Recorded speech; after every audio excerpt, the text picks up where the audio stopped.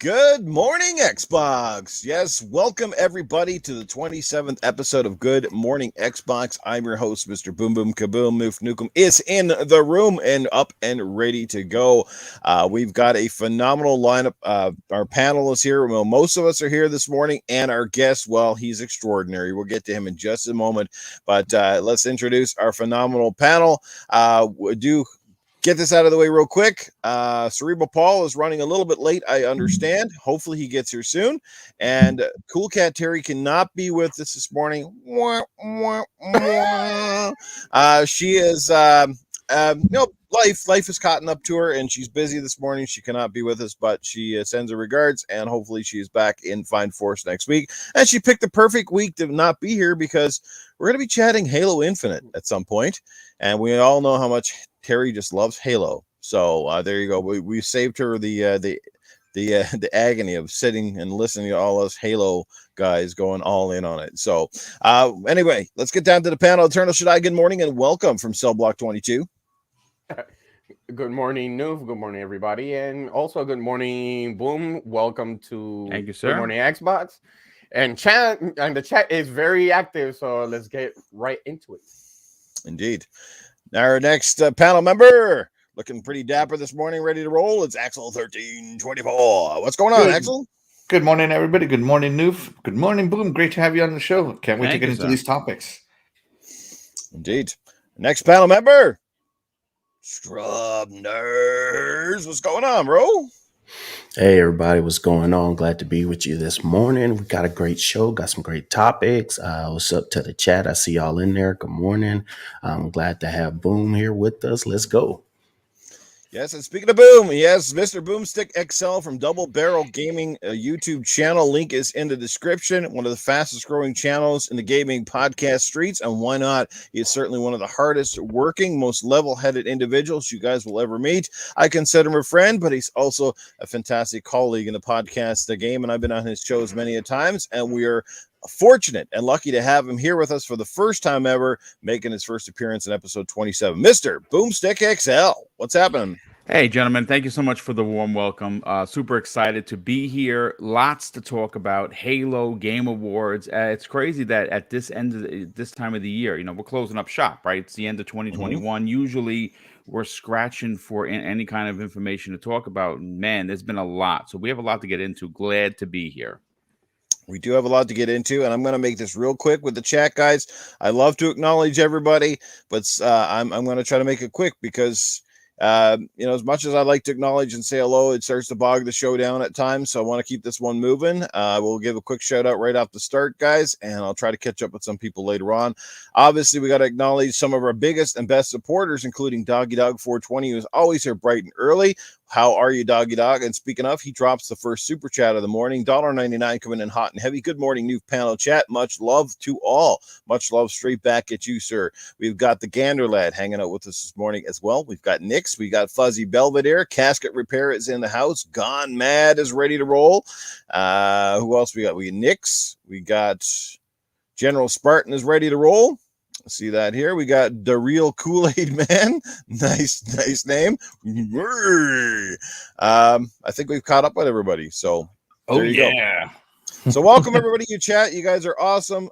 Please again, we appreciate the likes, the subscriptions, the shares, all that good stuff to help me move toward more subscribers to the channel and let's try to get more people in our chats. It's great. But anyway, let's get right into it. The Game Award wrap up.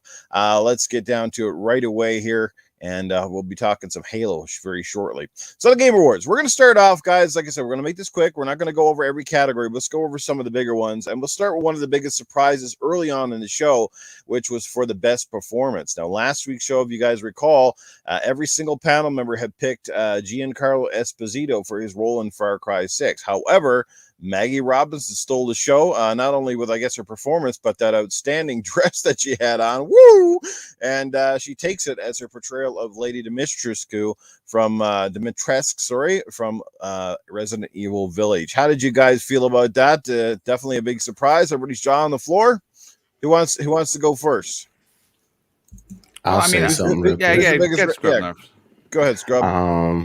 Yeah, because I know I was one of those big ones last episode pushing like, is this even a question? But hey, Mm-hmm. um, one thing I think about also is you have people in the industry who are voting for this, and then you also have fans. So yes, she was a fan favorite, and so maybe that helped tilt it a little bit. But yes, I was totally shocked and aghast, as we were with some other picks. But it happens. Sometimes it is a popularity contest in the end. So what can you say? Giancarlo crushed it, but what do you guys think? Well, I'll say this. Like we were saying, we had a great conversation in the green room prior to going live. Take nothing away from her as an actress. I loved Resident Evil 8. I thought that she was a very memorable character. And I thought her portrayal was Yes. great, right? But here's the Mhm. problem. Mm-hmm. When you make a movie, when you make a film, or you do anything, you're normally a character that's in it from front to back, start to finish. She was only in the game for about, depending on how long you played as a player, 4 to 5 hours, where Mhm. Giancarlo was the biggest scumbag you've ever met. I mean, he did such a great job on portraying that character that you hated him for how Mm-hmm. evil he actually was. And he was in there from start to finish. So I, again, not taking nothing away from her as an actress, I just think when we're going to vote, I think we have, what are we voting on? Are we voting on, Right. is it a popularity contest, or is this, we're voting on merit? And I Right. think that his merit, in my humble opinion, outshined hers for what they did in their respective games.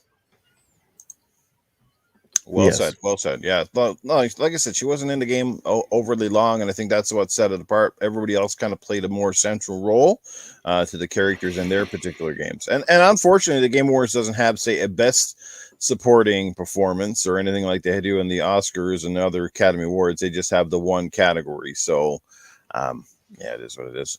Who wants to take the floor in this? I have really nothing constructive to say to this. I'm going to just sit out. Yeah. All right. Somebody's bitter.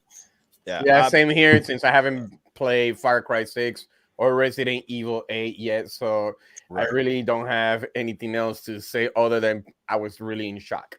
I was really in shock when that actually happened. I mean, congratulations to Maggie Robinson. Like I said, Lady D is obviously one of the most memorable characters per se of the last year. But we had this conversation prior to starting the show. Is she known more for the visual imagery that was portrayed with Capcom, or was it the voice actors? Because sometimes in a game, some of these, like, I mean, you see the actors that are in this category. Not everybody has their likeness in the game. Maggie Robinson obviously did not. So sometimes it has to come through with their emotion and their voice. Mm-hmm. You know, where like Giancarlo, he was, you know, digitized into the game.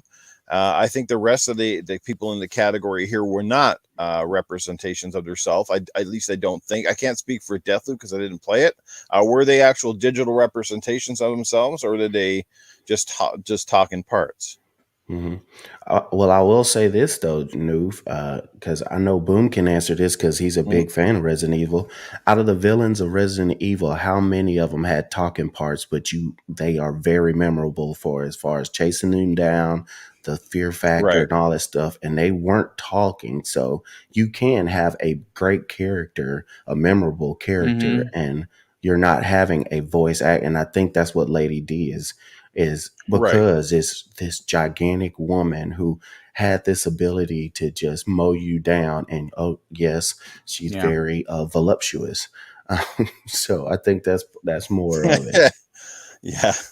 Well, like I said, a great character regardless. And you bring up a great point, Scrub, because, you know, in other Resident Evil games, a very similar character are things like the Nemesis or the big tall dude from Resident Mr. Evil, X, for that Mr. matter. X, Never right? said a word. Mm-hmm. Not a word. Just and grunted. they just kind of chase you around the house. So that they sort of kept that similar premise, you know, where you're being sort of stalked by these things. But she was obviously one that was a lot easier on the eyes. Like I said, at first glance, you're like, oh, she looks very inviting, although she's like fucking 10 feet tall. But and then she turns out, you're like, oh dang, she's serious. She got some serious claws on her, man. So Yeah, but anyway, congratulations to Maggie Robinson, guys, on that particular category. Let's move it over to the next one, shall we? We might have to scroll down. Let's see what we got. The next one is best audio. I think we'll just move past that one. Best score in music. This one was also a little bit of a surprise, a very debatable. I don't think anybody in our panel picked this one either. So best score in music, as you can see on the screen, we had the nominees of the Artful Escape, Cyberpunk 2077, Deathloop, Marvel's Guardians of the Galaxy, and Near Replicant. Near obviously won the category. Boomstick, how did you feel on this one? Do you think anybody got robbed here? I never see it. I never played Near, so I can't say that Near didn't have a fabulous score, but I have played most of the other ones, and a lot of people thought Guardians was going to win in this category. So how do you feel? I'll be honest with you. I love Guardians. It's my biggest surprise once I do my end of the year show. Biggest surprise of 2021. I did because of the sour taste that was left in my mouth with Avengers. I was on the fence, and then when I played this, I got to tell you, if you are on the fence and you trust my opinion, please go purchase Guardians of the Galaxy. It is absolutely phenomenal. And the writing, and I said this, and thankfully, which is really cool, James Gunn retweeted what I wrote. It's James Gunn level writing in this. It's just, you want to sit back and listen to the characters. They're incredible. But getting back to this, I'm going to tell you this right now. I think this was a pity nomination, a pity win. I can't speak for Nier specifically, but I can tell you what I can speak on. That is one of my biggest indie games of the year, and that is The Artful Escape, a game on music. That, how does this game not get that? It is shocking to me that the game is based on music and has one of the most original soundtracks I've ever heard in a game. And it matches it with color and spirit and style. Look, again, if someone got robbed here, you can easily say, well, it's Marvel's and Guardians of the Galaxy because they have an incredible soundtrack, right? And they do. Their soundtrack is bananas good. But The Artful Escape, a game based on music, and it's told through music, I don't understand how this didn't win. I'm going to be honest. Well, I did mention last week, if folks are listening, I said I wouldn't be surprised if they threw something in there, threw near a bone, even though I didn't think it should have won.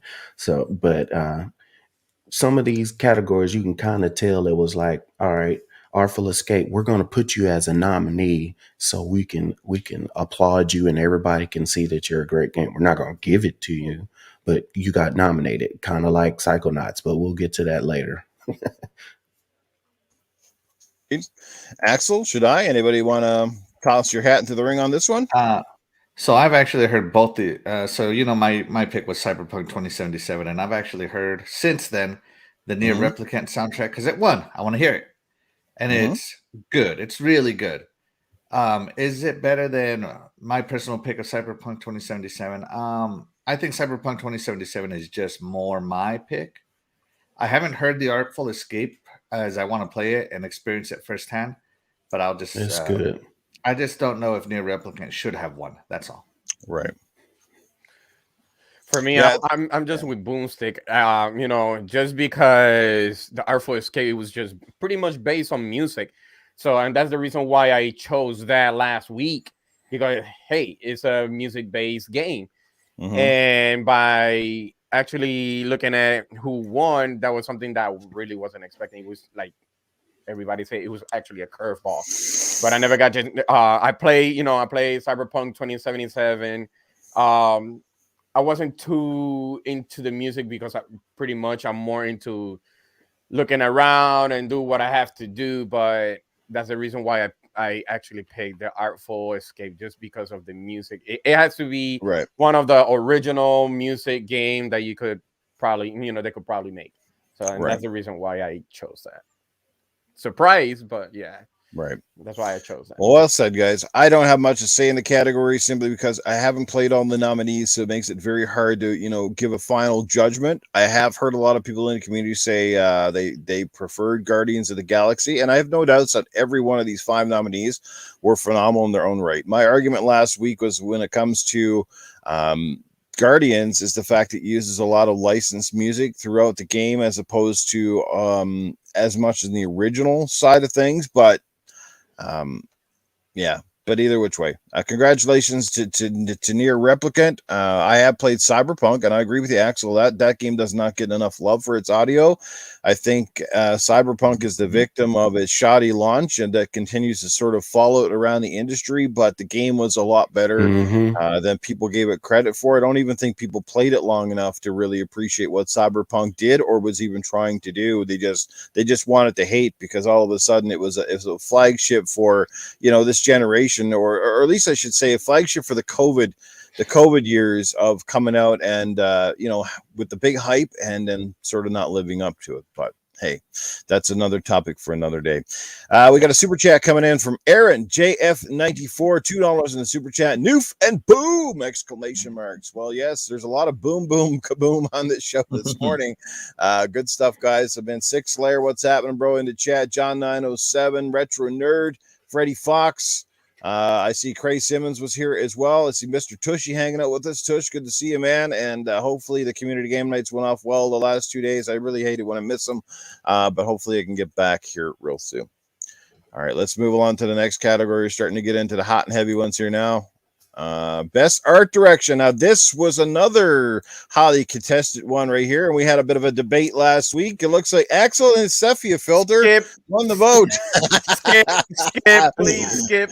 So the nominees in this category were the Vindication. Kenna, Psychonauts 2, Ratchet and Clank, Rift Apart. How'd you guys feel about best art direction? I think a lot of us, we know what we picked. Axel, obviously.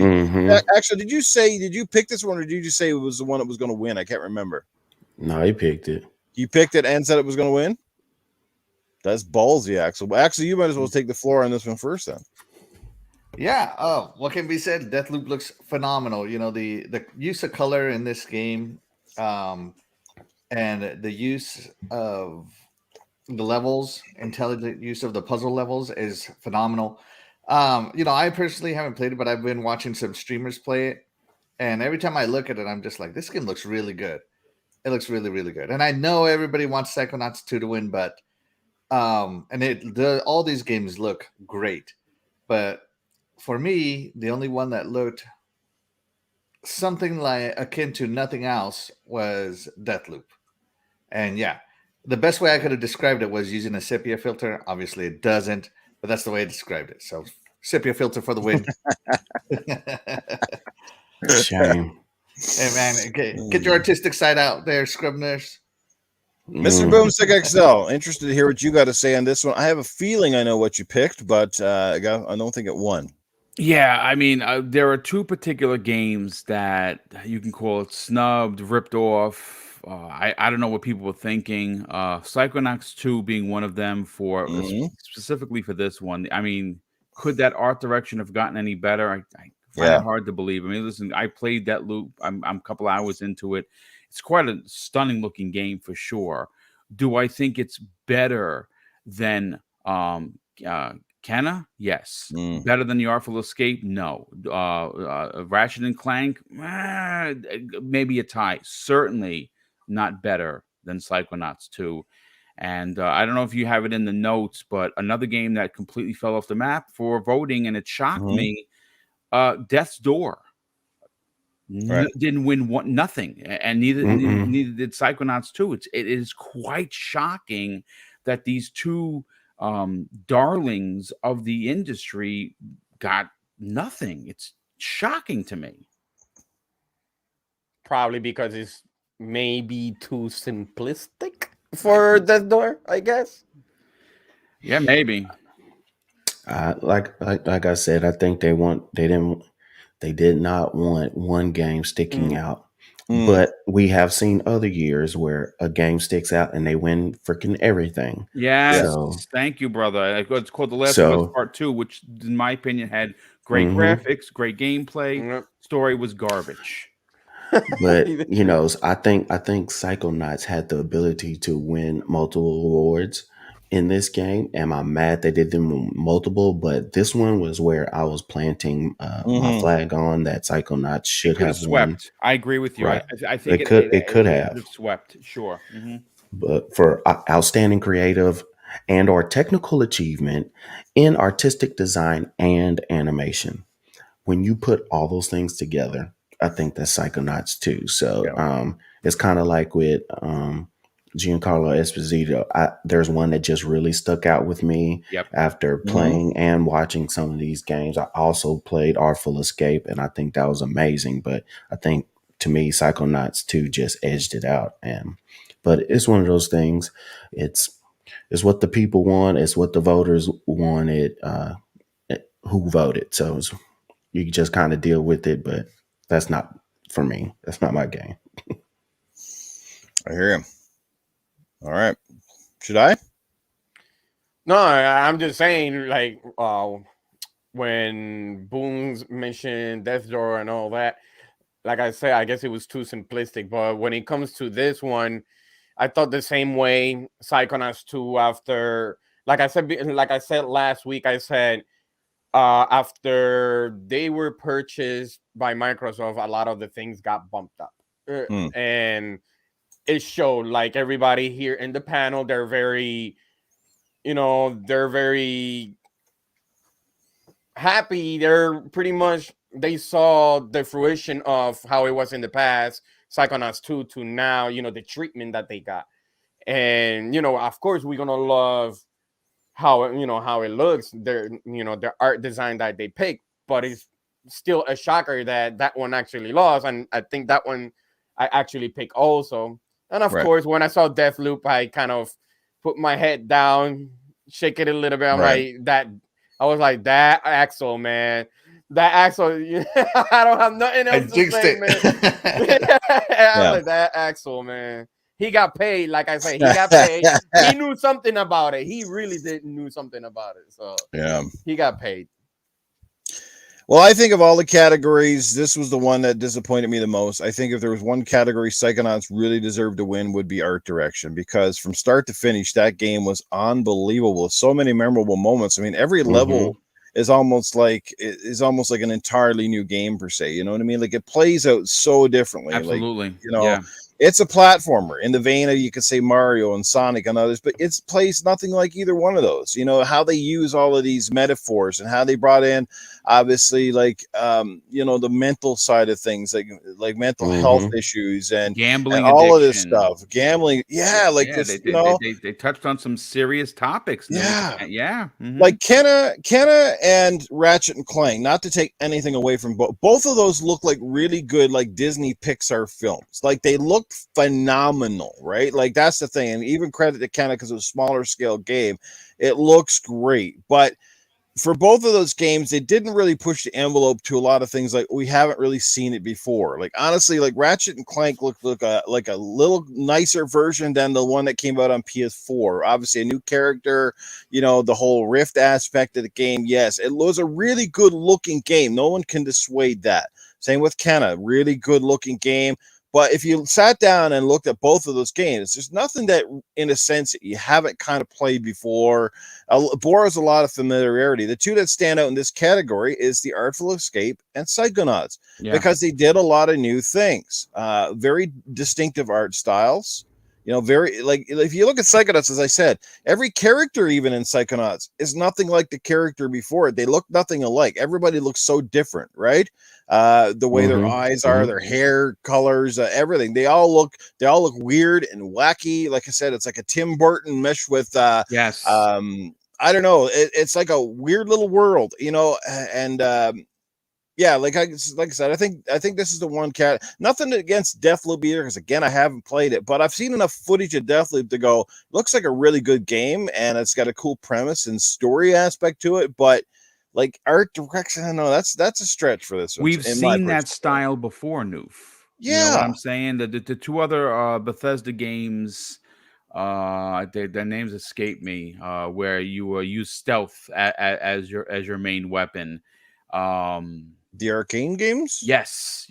Dishonored? Yes, Dishonored 1 and 2. Not saying that they are alike, but they're similar. So we've seen that before, right? So when you look at when you look at Psychonauts 2 specifically, let's forget the story behind it. That this was a crowd-funded game that almost wasn't, right? Let's forget the fact that they were on literally death's door of a company until Microsoft swooped in, right? Let's take the story out of it. Let's just look at the game. You said something very specifically important to the conversation. Each level was a different world. And it made it feel like you were in this different world every time you moved on. And that's hard to do. That's hard to do and keep the audience, eyes peeled on what you're putting out there. Again, Artful Escape could have won it. I think Kenna, I think Ratchet and Clank are great looking titles, but again, the standout here and the biggest snub of the evening is Psychonauts 2. I know Tim Schafer's definitely disappointed. You saw one of his tweets afterwards said, nominated for 5 awards and didn't win any. And he's just like, but hey, glad to be nominated. I mean, the fact that you got nominated for 5 awards is a win in itself. That's a pretty awesome haul for being nominated. So, it's not like any of these games are crap and didn't deserve to be there. But I just think on the one category where it just really felt like this game got robbed, it's like, those guys must be thinking, man, what do we got to do to win an award? I was literally going to say that. Right. Like, how much better of a game do we have to present in order to win one of these freaking things? Yeah. It's like, what's her name? It's like the new Susan Lucci, keep getting nominated and never win. Now we know how those rock bands and the real rock stars must feel at the Grammys and stuff when like they make all their own music and produce it and they get snubbed, and then the artists like Justin Bieber's of the world who have 40 writers and all these producers and make their music and they win. You're just like, come on, man, this is turn your stomach. But hey, whatever. We're getting off topic. But anyway, there's the best art direction. And congratulations, Arcane and Deathloop. Hey, and the cool thing is, at least Arcane is Xbox, though, guys, right? Yeah. No, there's something to be said about that. This is true. It's true. That's right. It's going to be a Deathloop 2, right? There is one coming, and when that does release, that is going to be Xbox and PC exclusive. So, and it's first one's coming to Xbox eventually. So, our next category is Best Narrative. This was also a little bit of a surprise. Best Narrative. Obviously, the nominees were Deathloop, It Takes Two, Life is Strange, True Colors, Marvel's Guardians of the Galaxy, and Psychonauts 2. We're going to let Boom take this one because, Boom, you said stuff earlier about the dialogue between the characters, and maybe this helped push that to another level. Obviously, Marvel's Guardians of the Galaxy wins. I have the game. I've been actually waiting to play it, so I can't say much about it, but it looks phenomenal, and everybody's been singing high praises. So take it away, Boom. I'll say this. This is one of those categories that if anybody else wins, I have no problem. Deathloop writing, phenomenal. It Takes Two, phenomenal. Life is Strange is on another level, right? Some people are disappointed that didn't get it. Psychonauts, what could you say? We just talked about it. The game could have swept all 5 categories that it was nominated for. But I have to say, not only is this surprising, but this is exciting because a superhero game usually does not win these kind of awards. Same way they'll never win an Oscar. We saw that happen with Black Panther, which was well deserved indeed. But I am telling you, graphically, it's gorgeous. The gameplay, okay, it may not be top tier. It's an 8. Right, you're gonna play. You're like, yeah, I've played this kind of game before, but I am here to tell you that the writing is so good in this game that you will literally stop to talk to every character just to hear what they're going to say next, and it's never multiple times the same thing. Scrub Nurse, please, by all means, piggyback off what I'm saying because you obviously have some emotion for this. I thought that this was James Gunn level writing. I don't know who was responsible for it, but my God, it was good. Oh yeah, it was definitely like I was saying last week. You can tell that they were weaving in. If you've been watching Marvel movies and enjoying those, they've been weaving in and talking about. Kept saying "Fing Fang Foom" a million times in the game, even when you start out. And I was like, we're only in this game for like 10 minutes and you're already dropping names that's never been dropped in the Marvel, cinematic universe. And I'm like, oh wow, okay. And then just the way the interaction with the characters, you're learning more about Star-Lord. You're saying, well, I've watched Guardians of the Galaxy. I mean, what am I going to learn? You're learning stuff in here that are from the comics. If you only watched the movies, you wouldn't have never known some of this stuff. The banter between the teammates, I think it was impeccable. Like you said, it almost seems like James Gunn might have been consulted or something in here. They did a fantastic job on it. This was my pick, even though, like you said, it could have been any one of these games. But I think just for the fact of, it's a stupid superhero comic book game. Yeah, superhero game. All they're gonna do is Hulk smash and blow up stuff. Comic book games usually are win the adventure category or action or something like this. But to be able to be this good and to win a narrative, I think that is definitely saying something. Well said.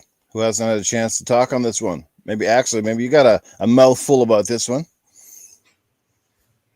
Sorry. No, I'm over here with my wife. Gotta handle your business, man. Get off screen and go do it. Go do what you gotta do. Anyways, for best narrative, I picked Psychonauts 2.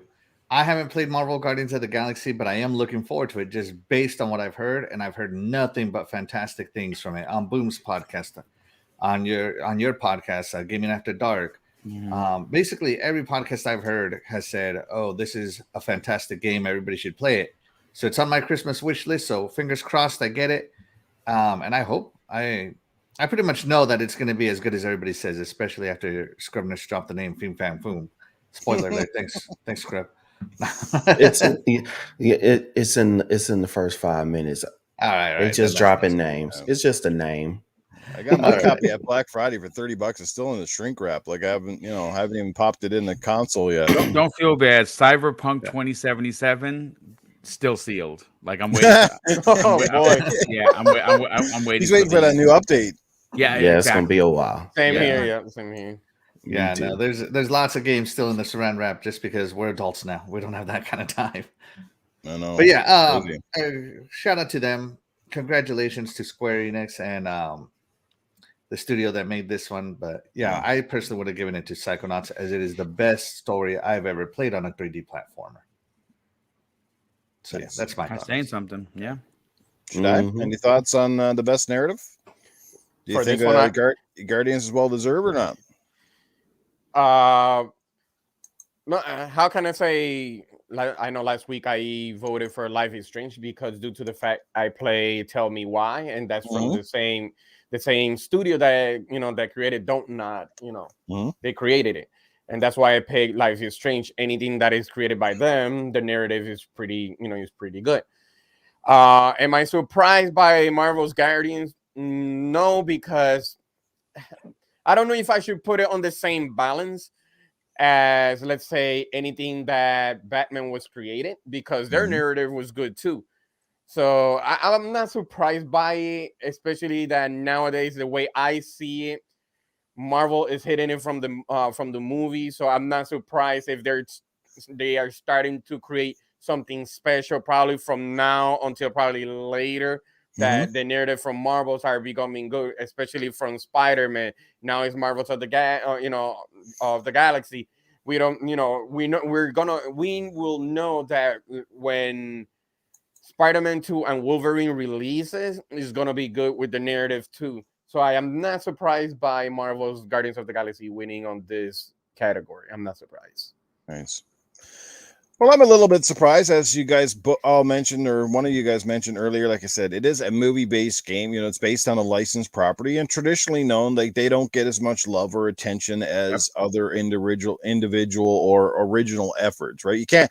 There's probably originality within the game itself. I'm sure. Obviously, there always is. But again, it's a borrowed comic book franchise. Luckily they didn't, try to mimic the movies per se, like, picture for picture, character for character kind of deal. They kind of went their own route a little bit, but obviously banking on the success of the film, which was good. No better time to drop the game now while the iron is hot, as you speak, right? Marvel's a hot thing right now. Perhaps a couple of years ago, these games wouldn't hit with the same effect, but everybody wants to try them because, again, Marvel and their properties are just knocking it out of the park. And Guardians of the Galaxy, the films and everything else have been extremely good. And I'm glad that this game is really good. It was a big surprise for me. I think a lot of us would say it's one of the surprise hits of the year. I think Boomstick said that. We knew it was coming out, but I don't think anybody, and I think a lot of us were put off because of the Avengers, right? Yep. And that's the thing. And it's also coming from Square Enix. Mm-hmm. So it's kind of like, wow, you guys kind of poop the bed on one and then elevate the game to another level. You almost kind of wonder, did they learn a lesson before they launched this game and said, yeah, we should maybe drop this, or some lessons learned along the way? I think it's the publisher. No, and yeah, you know what? It's funny that you mentioned that because I had that not too long ago when that actually happened. I'm like, does that mean that they probably gonna let Crystal Dynamic, like everybody says, Crystal Dynamic go? I think that the Western side, meaning that nothing that's in Japan, is going to stay at Square Enix. And I think that what we're going to get next year, again, folks, this is just an opinion. I have no connections on this. I think that Crystal D and Eidos Montreal will be joining Xbox Game Studios next year. That, again, just my personal opinion. Just my personal opinion on it. That'd because be huge. Look, here's the reason why. Think about if you're on the team that made Avengers. Now, Avengers, the game itself, the story was masterful. Play it in single player, amazing.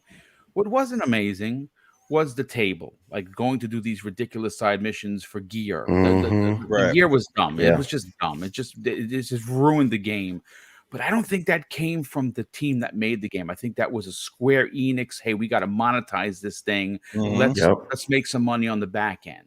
All they had to do was sell outfits. I would have paid $5-10 for an OG Captain America outfit, and that would have been fine. But all the other stuff was crap.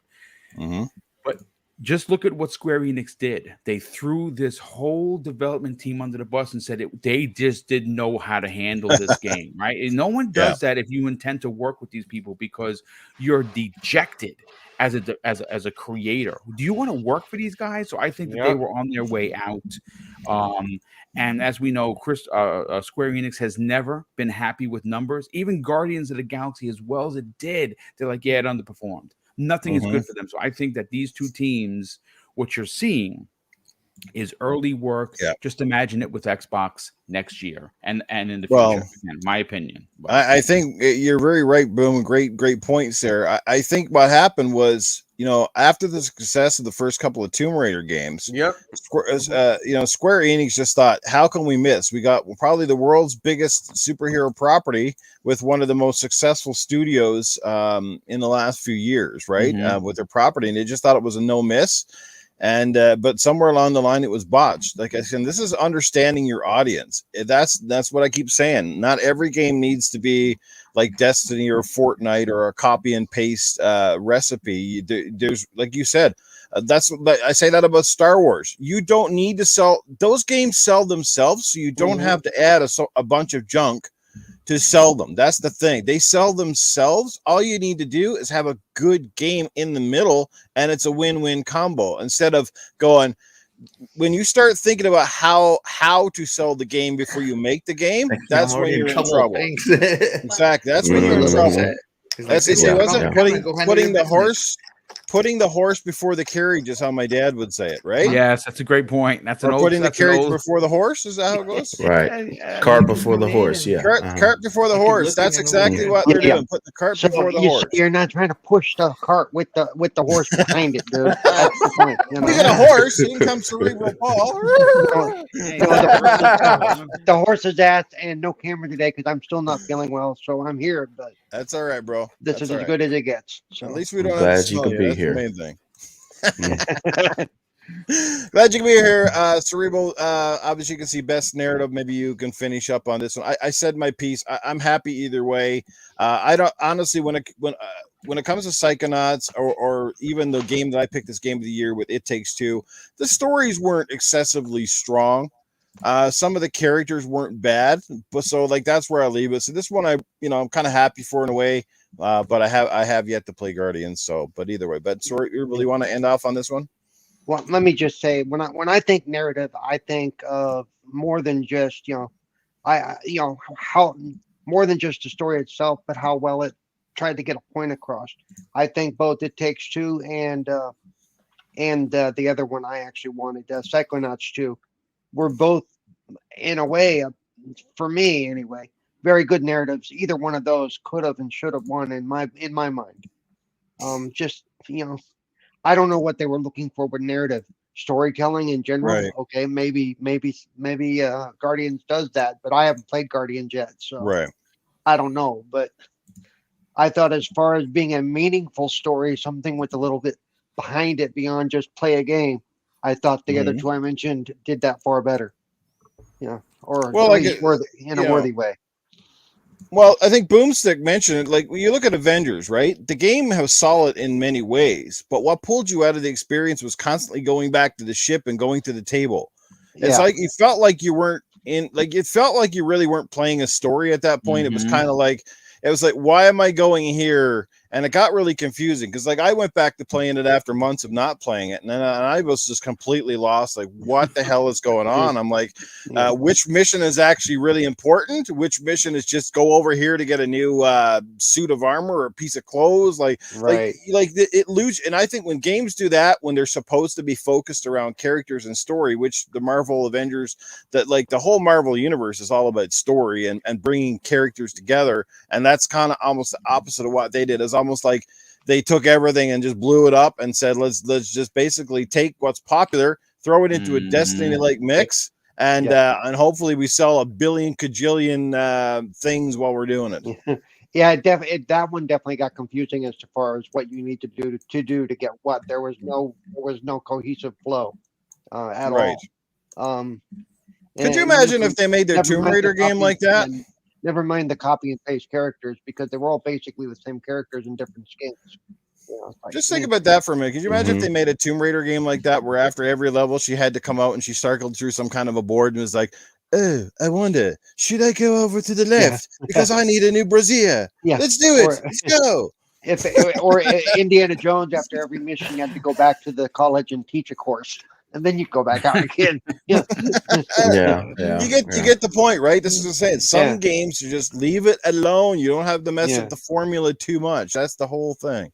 But anyway, let's move on. We got a couple more characters. We get into our big Halo conversation, which is going to be real fun. So let's move down. We're almost here, guys. Best game direction, second biggest one of the night. Winner goes to Deathloop. Nominees real quick, while I'm thinking about it real quick. Because I think it's the first time I've actually been on anything with Mr. Boomstick. Hello. Yeah, what's up there, brother? Welcome. I'm glad that you're here, man. Glad that I'm sorry you're not feeling great, but we're happy to have you. Yep, we've interacted a lot over the last year and a half or so, 2 years. Certainly have. This is the first time we've been together, I think. Yes, indeed. And we got to get you on the show, brother. I'll talk to you. I'll hit you up in a DM. We'll get you on a future program, and we'll talk. But continue. Yep. Sorry about that, Newf. Just wanted to throw that out. Oh no, man, it's all good. I know you've been looking forward to Boom's long-awaited entry into Good Morning Xbox. So glad to have him here. Like I said, he just complements our panel entirely, and it's a great show for him to be a part of. Best game direction. So guys, here we go. Starting off with our guest first, Mr. Boomstick. How do you feel about the winner in this category? Okay, so there are two that do not belong here. And I'm going to tell you that right now. Returnal does not belong here because here's why. When you say best game direction, you got to figure that when they were making this game, you'd be able to save the game. That's not in there, right? So that's bad direction. Bad direction. Ratchet and Clank, look, here's the thing. It's in my top 10. I love Ratchet and Clank. But it's the 30th time we've played it since the PlayStation 1. It's the same thing, right? So that those two don't belong there. Now, It Takes Two. Wow. Yeah. Okay. Psychonauts 2. This is the one that it's a head scratcher, folks. Best game direction. Could you have gotten better? Deathloop is listen, Deathloop is amazing on so many levels, but does it win for best game direction? In my humble opinion, absolutely not. Like I said, I think that you could have easily taken Returnal out and added, let's say, Death's Door, which is going to be in my top 10. That game direction on that game was phenomenal. Writing, everything was phenomenal. And you could have put the Artful Escape in Ratchet and Clank's place, because that game direction was bonkers good. But listen, again, am I surprised? Actually, now, because the Game Awards, man, I love what Jeff does, and I think he's so important for the industry. I know it's not his fault, right? He's not responsible for picking this, so we can't throw all the blame onto Jeff. So let's get that clear. This was voted upon. This is who the people voted for. It's not who I would have voted for. Of these, I would have hit Psychonauts 2. Again, for me, that is the biggest snub of the evening. They could have swept on all 5 categories, and they didn't win one of them. I don't understand how much more Tim Schafer and that team need to do, but it's, for me, I don't think Deathloop outdoes Returnal and Ratchet and Clank hands down. It does not outdo It Takes Two or Psychonauts 2, in my opinion. Nice. Yes. Well said. All right. Who wants to jump in next?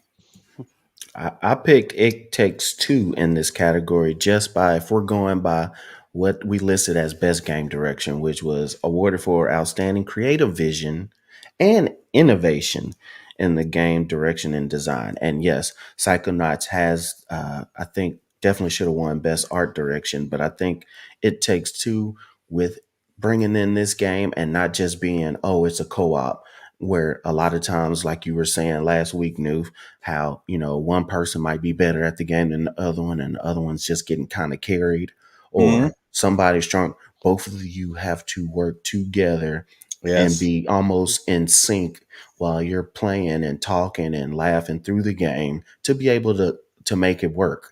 And if not, you're just going to be stuck on a level. If somebody just can't make the correct jump or you're just stuck. And to me, I think that is what makes the best game direction lean toward It Takes Two. It definitely could have been Psychonauts 2, but that is why I picked It Takes Two.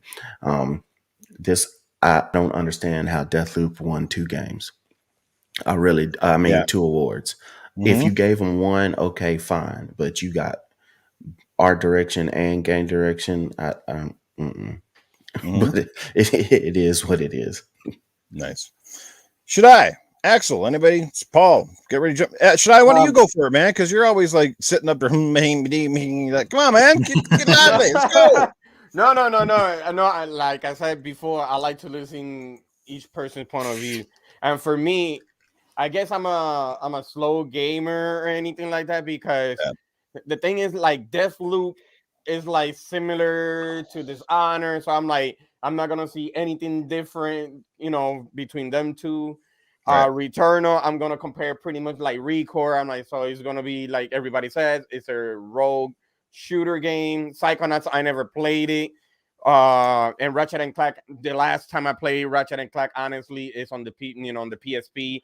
Size matter, but I did take, and I never played It Takes Two because there's so many games that I played, but I have played A Way Out, which that's another game that is another level. So for me, since I never got the chance to play It Takes Two, but I think I know, like, what the outcome. I know what how he's gonna play it out. It's pretty much maybe similar to Way Out, but the narrative, I know the narrative was gonna nail it. Sure, if you want to call their marriage a prison, it's hey, that's my jam. Yep, that's best my analogy of the night. No, but I will take it that is somewhat similar, and I know that the story was gonna get really, really good. From what I have seen, there's some things that might teaches you, from what I saw, it was like, I guess, talking about divorce and all that. So it might touch a couple of people about that, maybe learn some things.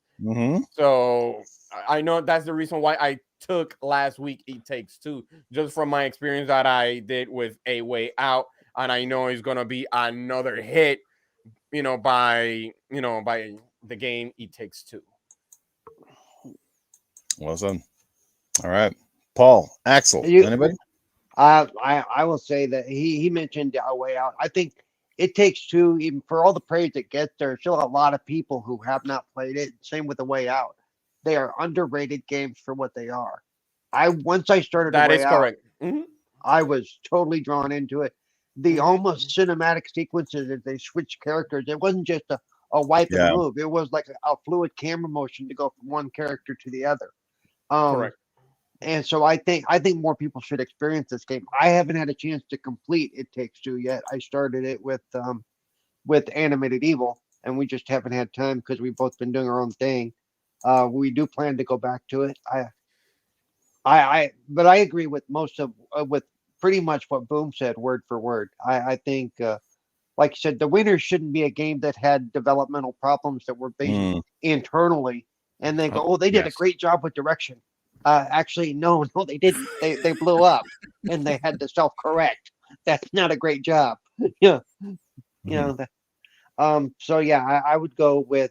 I think last week I picked Psychonauts 2, and I still stand by that. It Takes Two would have been my second, and Returnal wouldn't have even been on the list. And I also agree that Ratchet and Clank to me is like a lot of Nintendo games. To me, I'm sorry, they're more the same IPs from 30 years ago. With a new paint job, but it's still basically the same thing. The SSD. So yeah, so that's where I'm at. In this category, really, there was only two contenders for me, and that was It Takes Two and Psychonauts 2.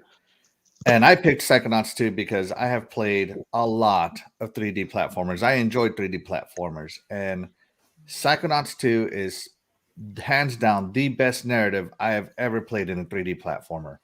And I'm talking a pure 3D platformer, not some kind of hybrid kind of game. And how you make the best narrative where the levels tell the story, help you tell the story. The characters are memorable. The powers you gain are useful. They're not just there for the sake of being there. They help you handle everything. And the story may or may not have gotten predictable at the end. I know I wasn't expecting it because I'm just playing the game. And how you take the narrative of this game and the game direction and everything else and it not win, I have no idea. This was the one where I was for sure Psychonauts 2 had to win. It is the best 3D platformer story I've played. I don't know, maybe 10, 15 years. It has been a long time. It's true. And I don't even like platformers. For game direction, I also include the fact that they included all the accessibility stuff. That was my big, well, that's my big argument. My big argument on the internet. Yeah, absolutely. This category, I would have been super happy if It Takes Two or Psychonauts 2 had won it. Personally, I would give the edge to Psychonauts again because of how they the game was just nuts. Like, nuts in a good way. Like, you know what I mean? Like, it's well put together, and to do that much diversity within one game and make it all work was just absolutely craziness. Like, so the great powers, the way you use the powers that he had, the telekinesis and all these types of things, and again, all of this mental imagery that came to life. Like the sarcasm and the humor and all of these things mixed together. I guess the difference between that and It Takes Two is I found It Takes Two was a little bit more of an emotional experience, and I said that's largely because they based it around co-op, and I played it with Lupa, and we really had, like, like even in the game, you're basically connecting the game, and me and Lupa almost connected as well. And I don't mean that in a weird sort of sense, but you know what I mean? Like we had to communicate, we had to talk, we had points we kind of got frustrated and angry with each other. We played it while we were awake. We kind of played it when we were half asleep. Like we took us a little while to beat this game, but we basically played from start to finish. And it was just awesome. I mean, I sat there at one point. The hardest achievement in the game, by the way, is the Tower of Hell or Hell Tower, or whatever the heck they call it, Nightmare Tower. Does anybody know what I'm talking about? There's a tower in the game that you have to activate. It's a little bit later in the game, and it's this giant tower with swinging pillars on it. And you have to go up, and basically it's tough. Like, it's not an easy achievement to get. It's the hardest one by far. It takes a lot of practice, and she never did get it. And I sat there for, like, I think on 2 specific occasions, I sat there for over an hour with her, pretty much just waiting for her to try to get it. And she never did get to the top. And it was really sad because I know she wanted to get it to complete everything. So maybe somebody else will be able to go back with her one of these days and help her complete that run. And what makes it really difficult is not only is the tower itself difficult, but the fact that the camera always rotates in the way that the tower rotates, which means it's always kind of going to the right. And sometimes you have to see a little bit further back. So it requires a lot of manual camera shifting to try to get the right angle, because we all know when you're platforming, if you can't see the depth of say a platform you're jumping to, or you can't really see where you're kind of landing, you're kind of jumping blind, so to speak. You're missing and you're falling down, and you're doing it again and again and again and again. And when you play it, you'll know what I'm talking about. When you get to that part, you're going to be like, you'll swear a couple times, like, man. But anyway, I'll be breaking out my throwing controller for that part. Yeah, bring that one up for that one, Paul, because you will hate it. That's one achievement you might be just like, screw it. Trust me. But anyway, not going to get off topic. Best game direction, like I said, it's hard for me to argue when I haven't played all the nominees. Congratulations to Deathloop and Arcade. Obviously, they're doing something right. People are voting for them. This game has been highly touted. Got some really good reviews. It's so. Yeah, but a little bit of a surprise in this one. Let's move along to the last category of it, and we're hitting the 1 hour mark, so this is good. We're actually on par for time right now, so we'll actually get into our Halo conversation after this. And this one, finally, the one that everybody waits for, the one that's at the end of the show, it takes, the Game of the Year nominees were Deathloop, It Takes Two, Metroid Dread, Psychonauts 2, Ratchet & Clank Rift Apart, and Resident Evil Village. I mean, all, like I said, pretty worthy nominees. How do you guys feel about the absolute winner? I was ecstatic, and I'll get to my point in a minute. And let's start with our guests again first. Mr. Boomstick, how did you feel about the Game of the Year going to a little indie, published by the big guy, EA, It Takes Two? I love it. I love the story. I love the fact that it is that good of a game. This is one of those awards that you walk away from and you clap. You feel good about it because it's the little guy that could, right? Like this guy, first of all, Joseph is a character. Yes, he is. I mean, he is. I mean, to say the least. I mean, obviously, F the Academy Awards thing is what put him on the map, and then of flipping course, the bird. Obviously, he is who he is. He's boisterous. But he's a gamer. He's a gamer that makes games. It's hard to argue. You see this win. It's hard to argue not smile inside. I'll be honest with you. Deathloop deserved to be here because of all of everything that it has done. I love Metroid. I don't believe it deserved to be here personally. I don't think Resident Evil belonged here because I did not like Resident Evil 8 as much as 7. I haven't even beaten 8 yet. I'm at the last hour or so, and it's not one of my favorite Resident Evil games. I enjoyed it. I did not really enjoy the whole vampire Lycan thing. I'm going to be honest with you. So I don't think it belonged there. Listen, folks, I know I'm going to sound like a big Xbox nerd here, but Forza Horizon not being here really bugged me for a multitude of reasons. The highest ranked game of the entire season, and it's not there because of a technicality of it not being in by the 9th or the 13th or the 15th, whatever the cutoff date is. It's just preposterous. But I'm happy for this, and I'm happy for Joseph and that team. Back-to-back bangers, folks. It Takes Two follows the prison game, which a lot of people really digged. Yeah. And obviously, we know that he is all about co-op, so we could imagine his next game is going to be based around that. But again, I can't argue this win. I'm happy for the little guy that could. And not for nothing. I know everybody saw how his reaction when they said, and the winner is It Takes Two. He jumped out of his seat. Yes, he jumped.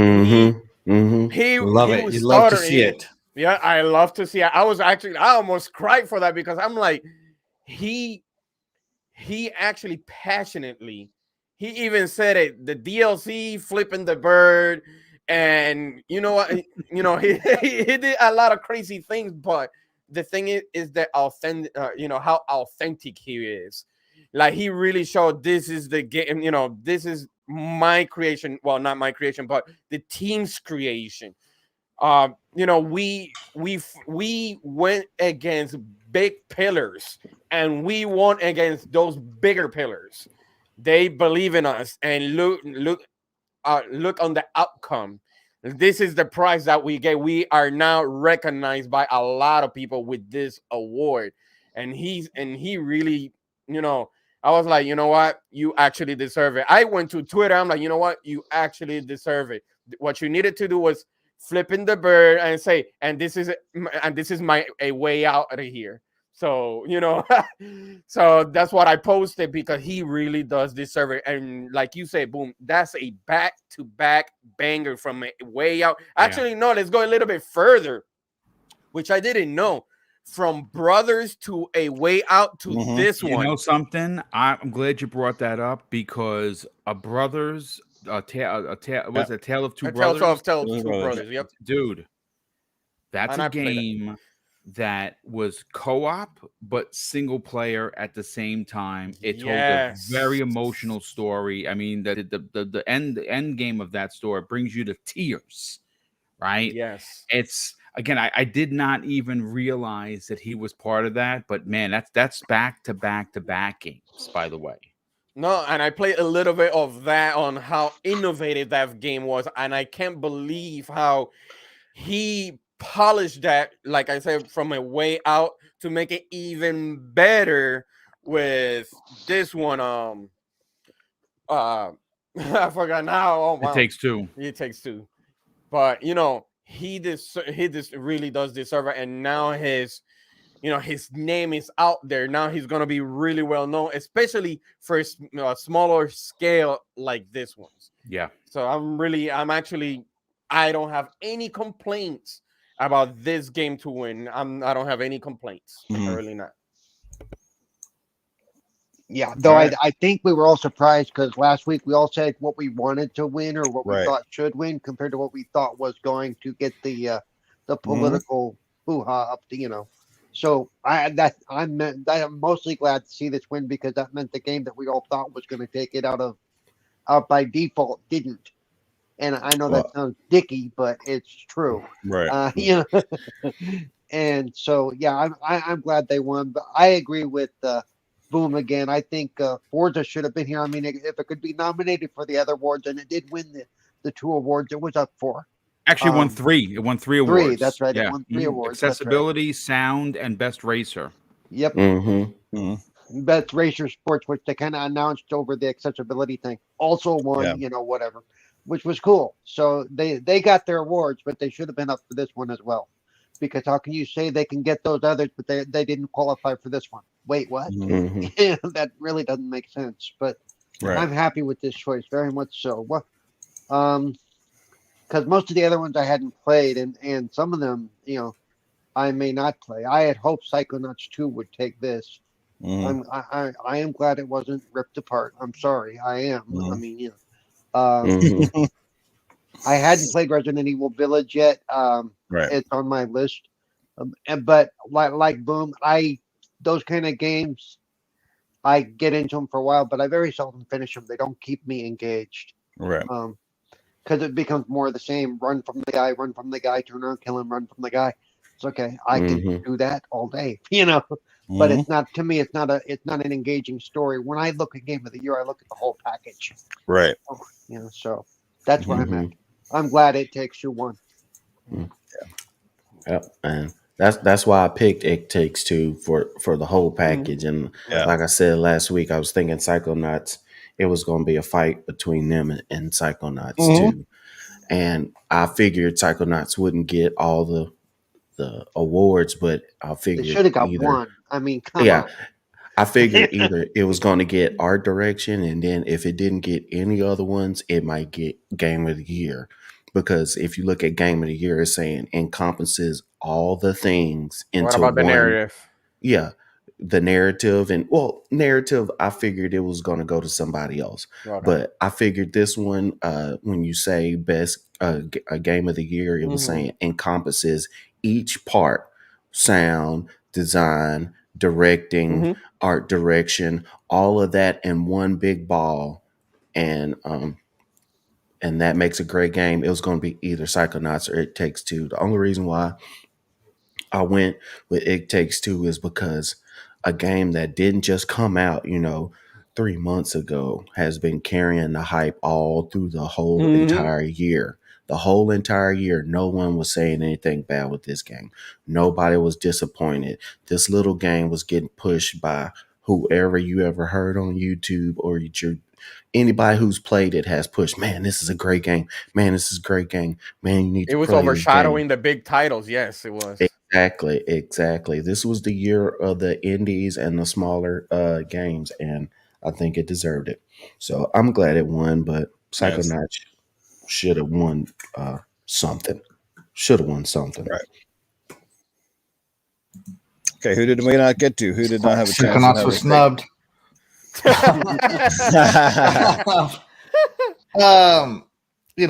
My personal pick was Psychonauts 2, but I am really happy that It Takes Two won. Like, if there was a second favorite, it would have been It Takes Two. Finally, an indie studio, smaller game wins to show that games, any game can win. And like, I'm with Eternal Shaddai. When I saw his reaction live, I'm like, that award means something to him. Yes. It was. I mean, the way he grabbed it, the way he was excited, you can just see Jeff Keighley's he's animated dread. already, so just add on the excitement of winning. Yeah, and then you see Jeff Keighley being like, "Oh, now I got to give him the mic because the F-bomb." Prepare that silence button, please. Yeah, but it is what it is.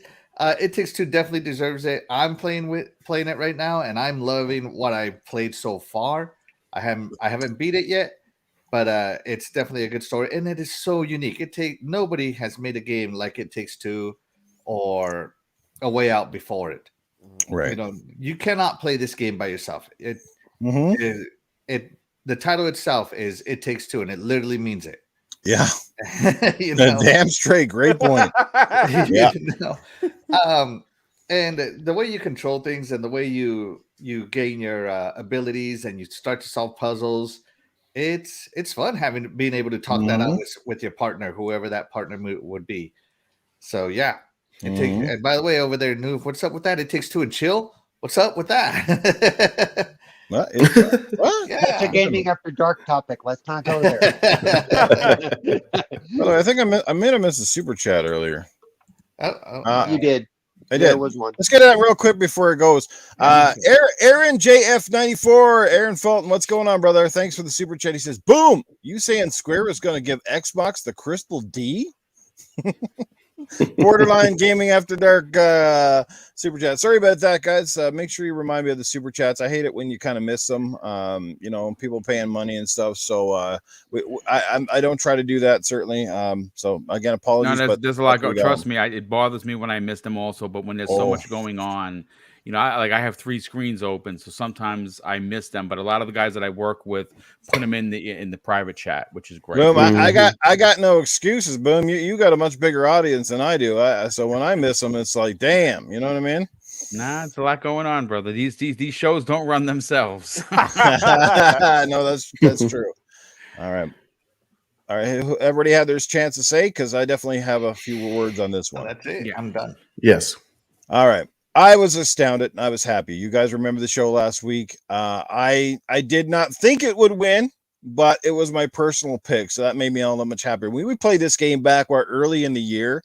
And that's another thing too. When games come out early in the year, they're often a victim of that out of sight, out of mind kind of mantra, where a lot of stuff gets forgotten about because a lot of the heavy hitters like to come a little later in the year and stuff like that. So we tend to forget about a lot of games. Same thing with Resident Evil. Came up fairly early in 2021. And, I kind of go with Boom on this one. Resident Evil, it didn't really set any new ground. It didn't kind of break away like the last one did. I think largely too because, it improved on some aspects. It was a great game in its own right. But I think I would Boom. It felt a little off because they started to go to lichens and vampires and the story is just starting to get a little bit odd. But it was a great game all the same. Like I said, you had some great characters, some good level design. It was a fun, great game. I highly enjoyed it, and it definitely deserves to be in that conversation. Psychonauts 2, what can I say about that one? But at the end of the day, this category is the sum of its parts. And that's the thing. Maybe not one thing completely stood out for It Takes Two, but it did everything well. And I said this a billion times. It was one of the few games this year that I played that actually felt freaking finished, that felt like it wasn't slapped together, felt like, half of the game is still missing. It was full of bugs. No, it felt quality, right? A little indie studio published by the big hated EA. Like, please, God, EA, don't ruin Hazelight. Please, God.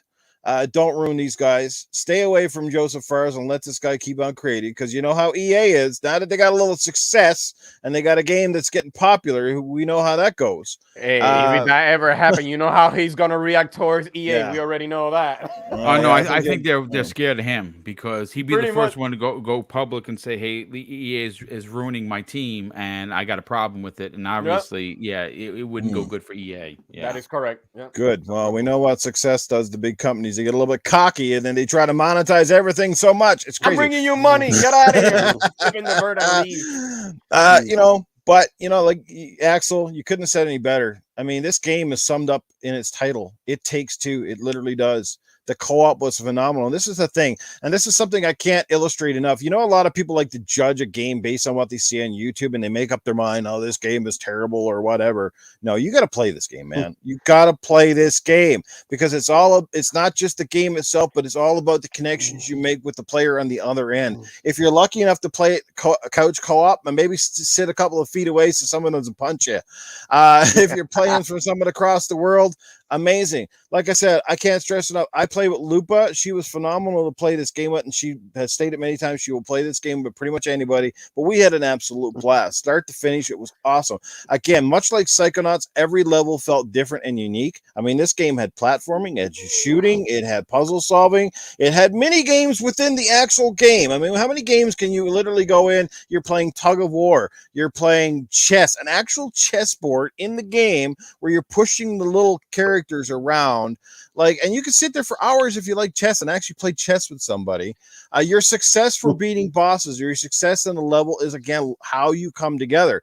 If you guys cooperate really well, guess what? You can get through these levels much faster. If you guys can't cooperate, guess what's happening? You guys gonna die a lot. You're gonna be repeating segments a lot, okay?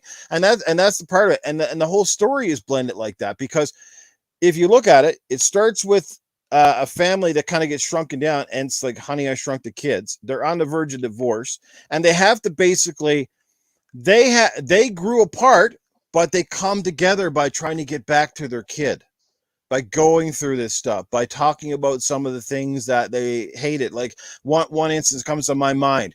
One of the levels is based around a beehive that the husband forgot to get rid of in the garage, right? We've heard that before. Honey, get rid of that bee's nest, the hornet's nest, right?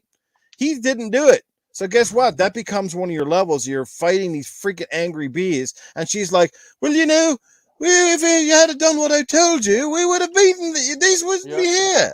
Right? That kind of crap, right? I love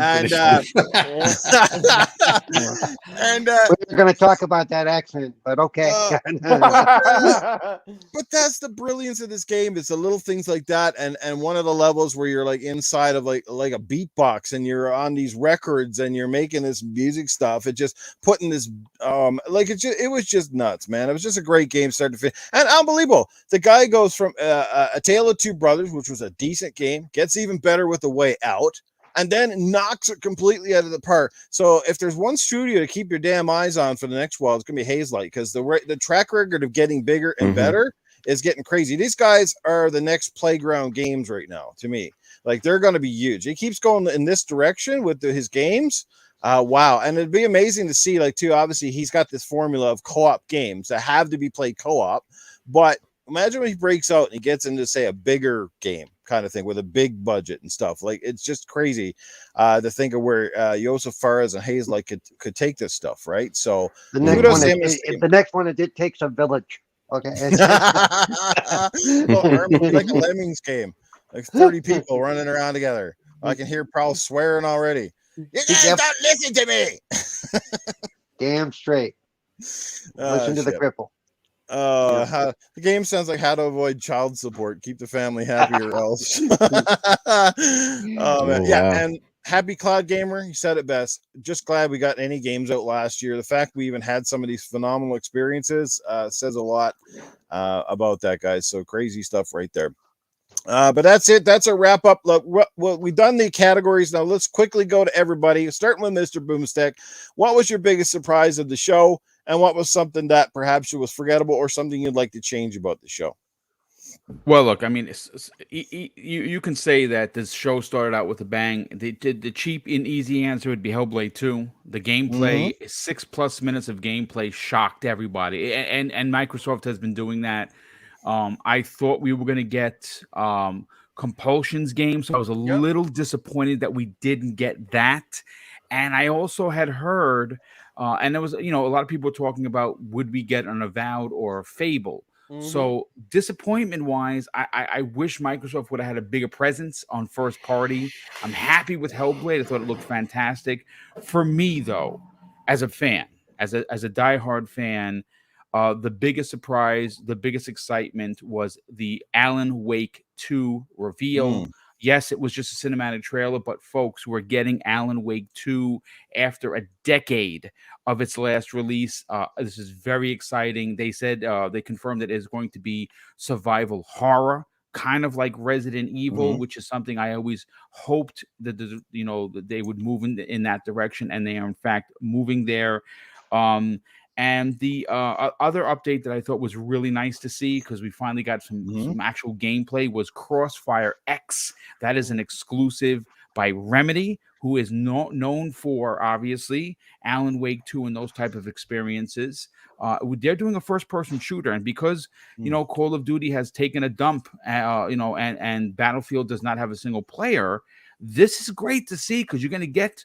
It's going to have the multiplayer. I don't know how many people are going to play it. I personally won't, but I'll be in it for the single player campaign. And it looked really, really good. Boom, I got a question for you. Yeah. Why did Alan Wake suddenly look like John Wick and Jake Gyllenhaal had a baby?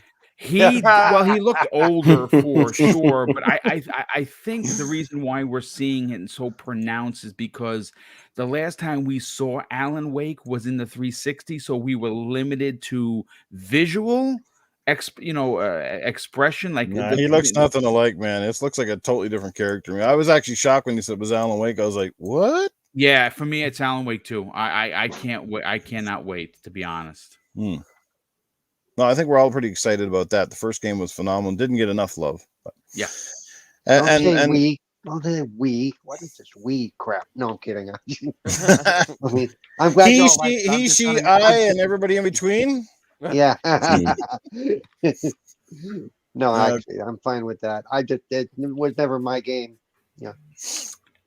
And something you would nix from the show, or a part that was just kind of a big letdown.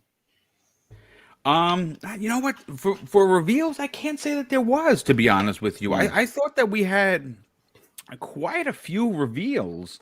I mean, like I said, another big surprise was the Quantic Dreams Star Wars game, Eclipse.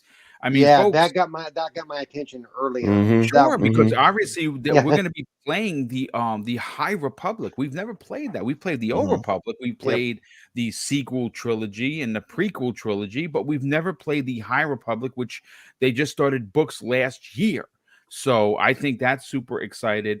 I'll say another surprise. I didn't have many disappointments, Newf. The other surprise is the open world Sonic game. Yes. Which looks, I mean, again, we don't know much about it, but listen, I'm a huge advocate for Sonic Adventure. I know a lot of people didn't dig it. I absolutely loved it. I can only tell you this. Don't grind it in the grinder. Yeah. Jim Carrey was just Jim Carrey. He was freaking hilarious. But So funny. Yeah, I mean, I honestly, like I said, I don't think I can't say or put my finger on disappointment. There was just so much to sink your teeth into. I don't know what else they would have to do. I mean, unless you really dislike Jeff Keighley, I didn't walk away dissatisfied in any way. Yeah, I'm gonna put this in realistic fashion for everybody. We all do and sit through 2 and 3 hour podcasts of just us ordinary blokes talking about games, and yet we're complaining about a 3 hour show where you see pretty much nothing but endless trailers and world reveals, and it's a celebration of gaming, and yet we're complaining. It's kind of weird. Oh no! Can I just add one other thing? I talked about this on Breakfast with Boom that I really want to tip my cap to Jeff once again. He did something that I think both Microsoft, PlayStation, and specifically Nintendo, because they're just the absolute worst. They're just horrible. And specifically also WB Games don't cover anything WB Games because their PR is garbage. They always look to crush the small guy, the content creator, so don't do that. He did something that I think has to become an industry standard, and that was protecting streamers by having an original entire album of copyright-free music. If you've ever gotten a strike or you've gotten a claim, and I've gotten a claim, I've got a couple of them, and you know what? As much as I love Xbox, my God, the last 2 Xbox shows that were some of my biggest and most viewed shows, I got claims on, and I couldn't even get those claims removed with the help of Xbox. It was very disappointing.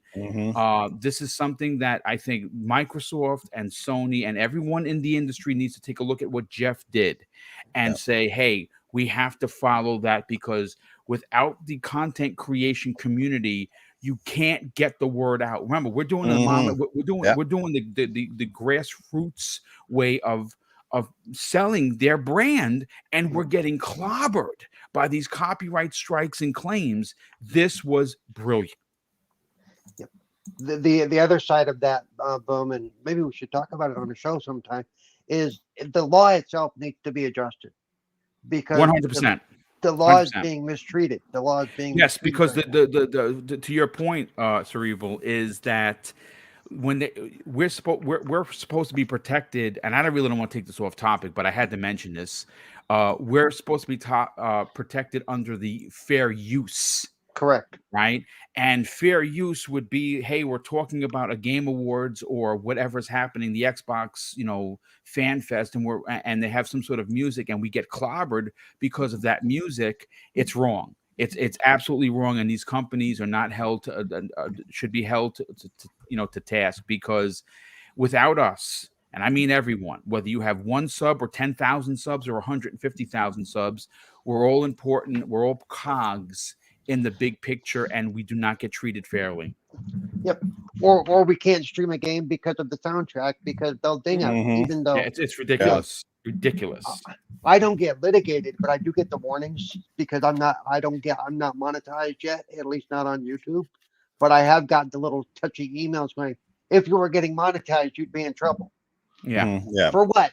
They're not paying for the music, they're paying to watch me play. That's right.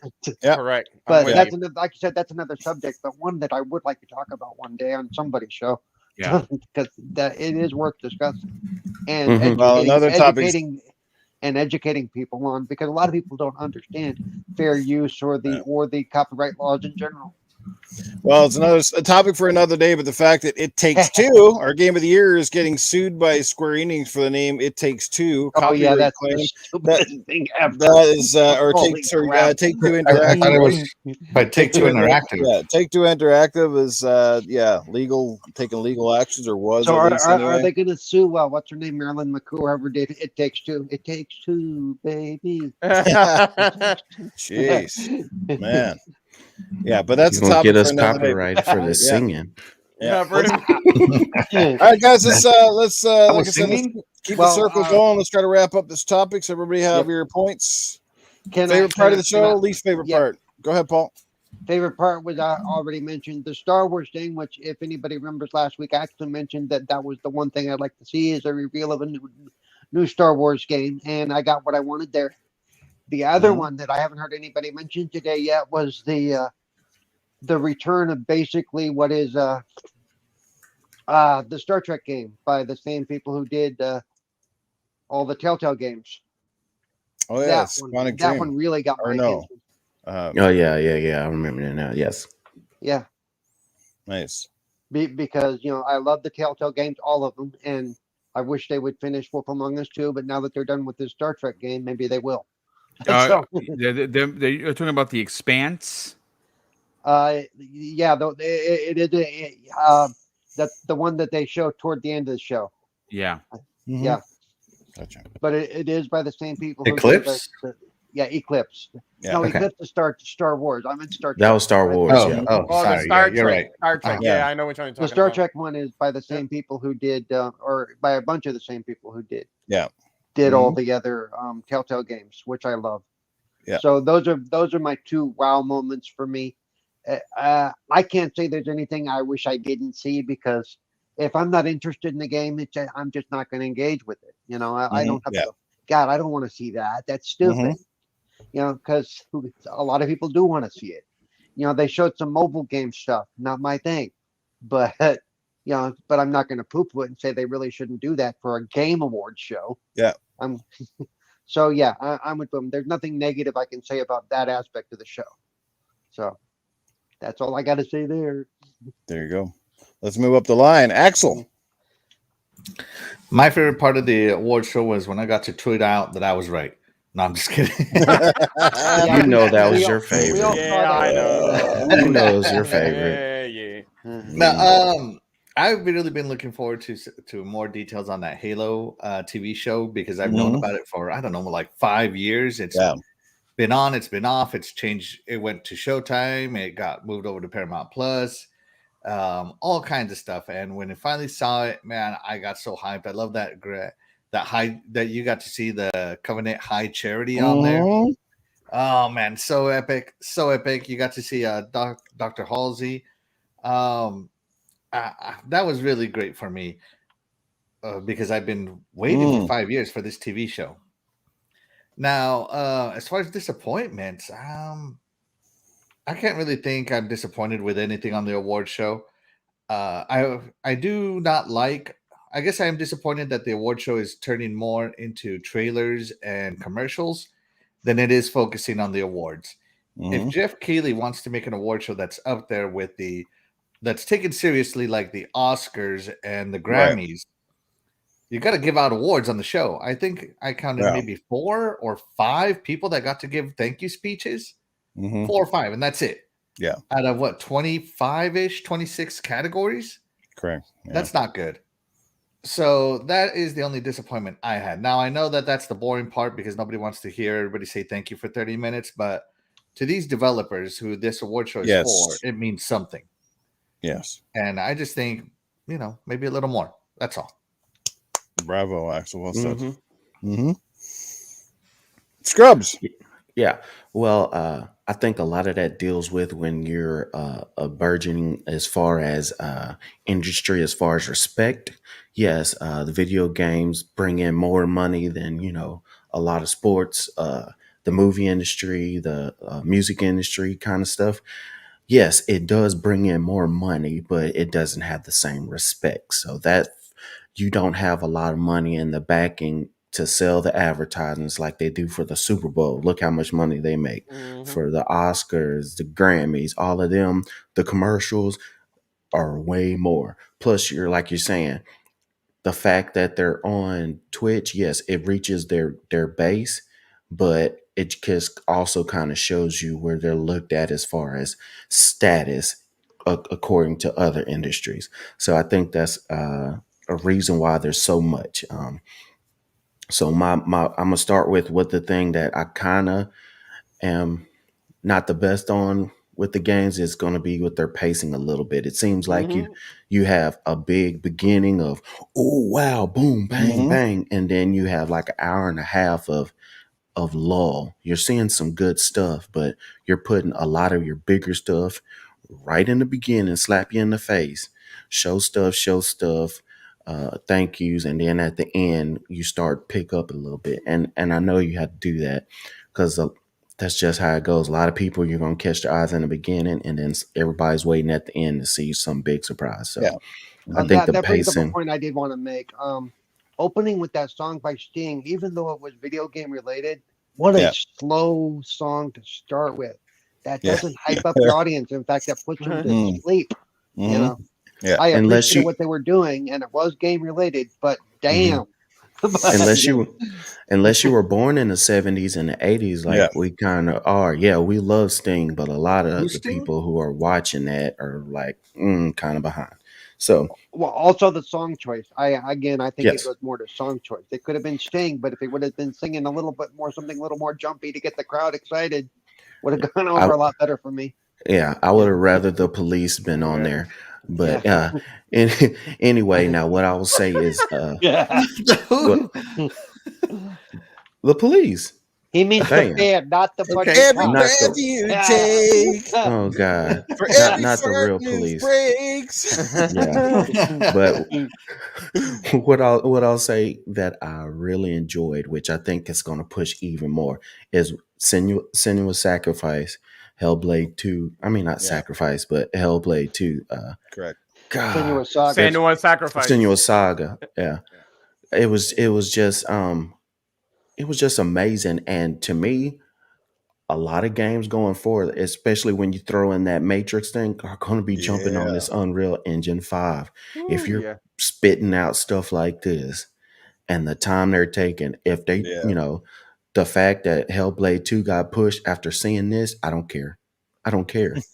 If you can put out something like that and it took you a little bit longer, do it.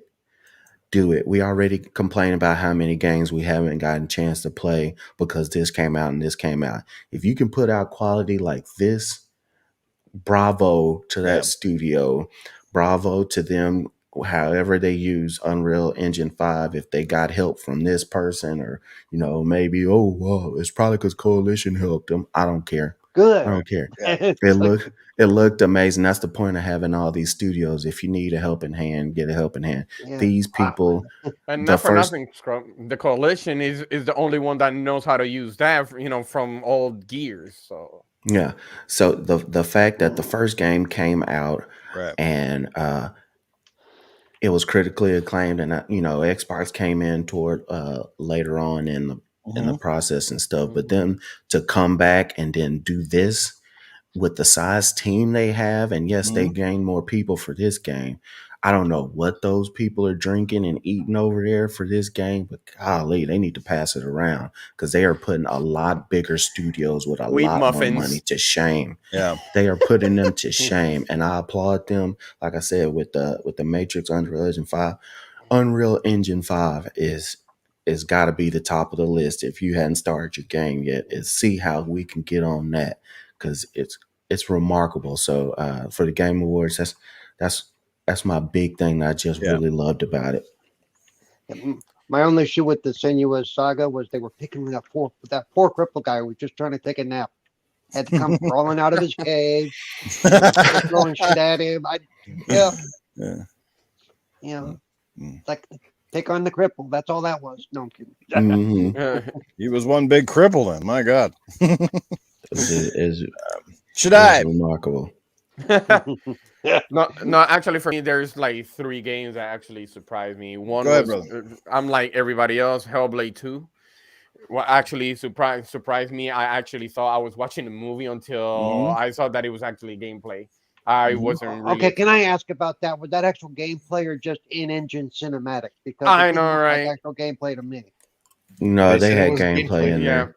I don't. You I could don't s- remember say you seeing could it. gameplay. Yeah, the parts where she's running, it's where they take over and play it. But it Yep. was kind of Yes. like a playable cinematic per se. Like Right. that's not how the overall game is probably going to look much like the last one. I mean, But that was I'm not being picky about it. It was beautiful, but I did have an issue with the term gameplay. But maybe it's just because I it's missed the switch I over. think they showed us that for a reason because they wanted Yeah. to show us the power of the engine. They were really Right. trying to show off a part of the game that had a lot of extreme detail. Right. And I think that's why they strategically did it because it sets up a lot of hype too. Because if you showed off Right. something that wasn't any less than mind blowing, what are we going to deal with for the next 3 years or 2 years? Is Yeah, on I know. that game looks like crap. Now they can't. Nobody can use the game looks like crap mantra because It's downgraded. if you say that looks like crap, honestly, dude, quit gaming.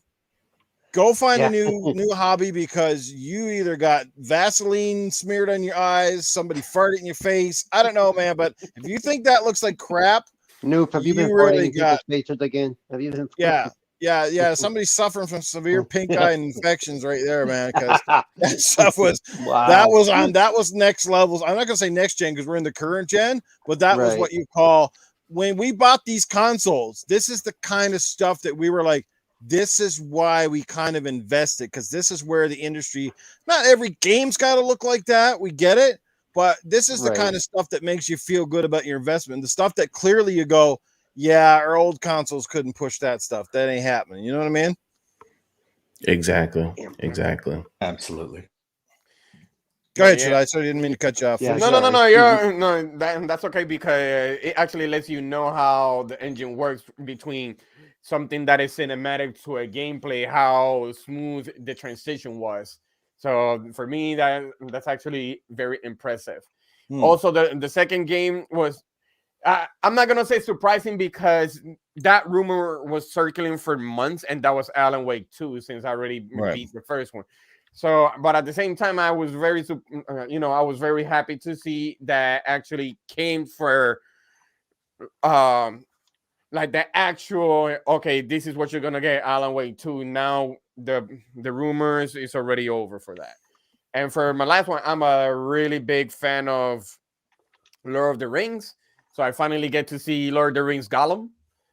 And I'm looking. That's the other one I'm looking forward to. Yeah. Yeah, and that's something that I'm looking forward to. It, I guess, is Well, I'm not getting the feeling that game is going to be like Styx. Yeah, that's what it reminded me of. Yeah. Also, Thief: A Dark Project. That is correct. So those are for me. Those are the ones that I'm looking forward to. It. There's some more around there, Crossfire X and all that. And what is it? Slither something, the horror game. So Slitherhead. Yeah, that looked crazy. That looked weird. That was a weird game. I was like, oh, look, hot it's like chick, and all of a Scorn. sudden- It's like Scorn. That's Scorn's brother. That's Scorn's brother. So one Slither and the other one is Scorn. Speaking of, aren't we supposed to be getting Scorned really soon? Here? They pushed it to 2022. Oh, that's that sucks. So, what should change? Axel, I think not Axel. Scrupner's actually brought something that I felt the same way. It was the pacing. They need a little bit more to be organized because sometimes it was hard to watch people get their, especially not on the stage, but next to, I guess, I forgot her name from IGN. The guy didn't know where to go after he got that. Oh, that's common, dude. That's common on every award show. Yeah, it's every award show. Yeah. but that one, no, I don't see that. I don't see that. Well, especially like that when it comes to the Grammys or anything like that. It's the same. It's the same. It happens a lot. With Grammys. So, but yeah, I guess it's me. Anyways, but that the rest of it, the only thing that I have in mind, they should extend it. The Video Games Awards a little bit more to the end of December. There's a lot of good games. I don't care if it says like, well, the policy is like that, or the plan was like that. But hey, the only thing that I know is the year starts in January and it finishes in December. That thing in mid-November, there's a lot of good games that miss in December just to wait for next year. So that's the only thing that should change. Nice. That's all. Nice. Yeah, well, a year is only a 12-month period. All the award shows have their 12-month periods. They don't go from January to December necessarily. Yeah. Well, I don't know. A lot of time it has to do with their fiscal year more than anything.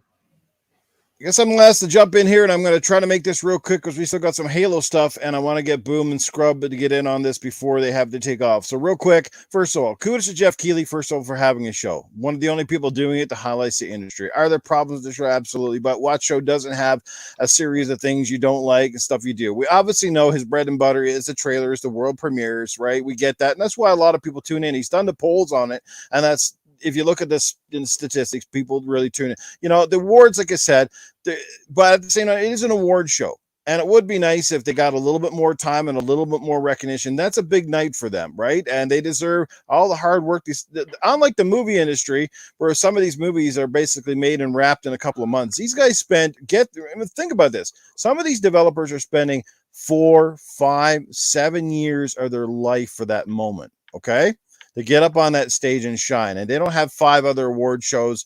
They get notoriety. You know, this is big things for them. Like, some of them might get extra bonuses. They get publicity. Their game probably, if they're part of this category, most of these games will see skyrocketing sales and a big boost there as well. There's a lot of residual for just being part of the award show. I love the game trailers, the world premieres. A lot of stuff blew me away. I mean, obviously, you can't talk about it without, obviously, Hellblade, Sending with Sacrifice, absolutely mind-blowing. There's no other way around it. You know, like I think somebody said it in the chat, it really kind of blurs the line between, again, that gameplay and cinematic, and that's largely due to the advanced animation systems that are in some of these games now, where it's almost impossible to tell the cutscenes now from actual what you control, because it doesn't have that weird camera pan or that moment where the animation sort of kicks in and you go, oh, now we go.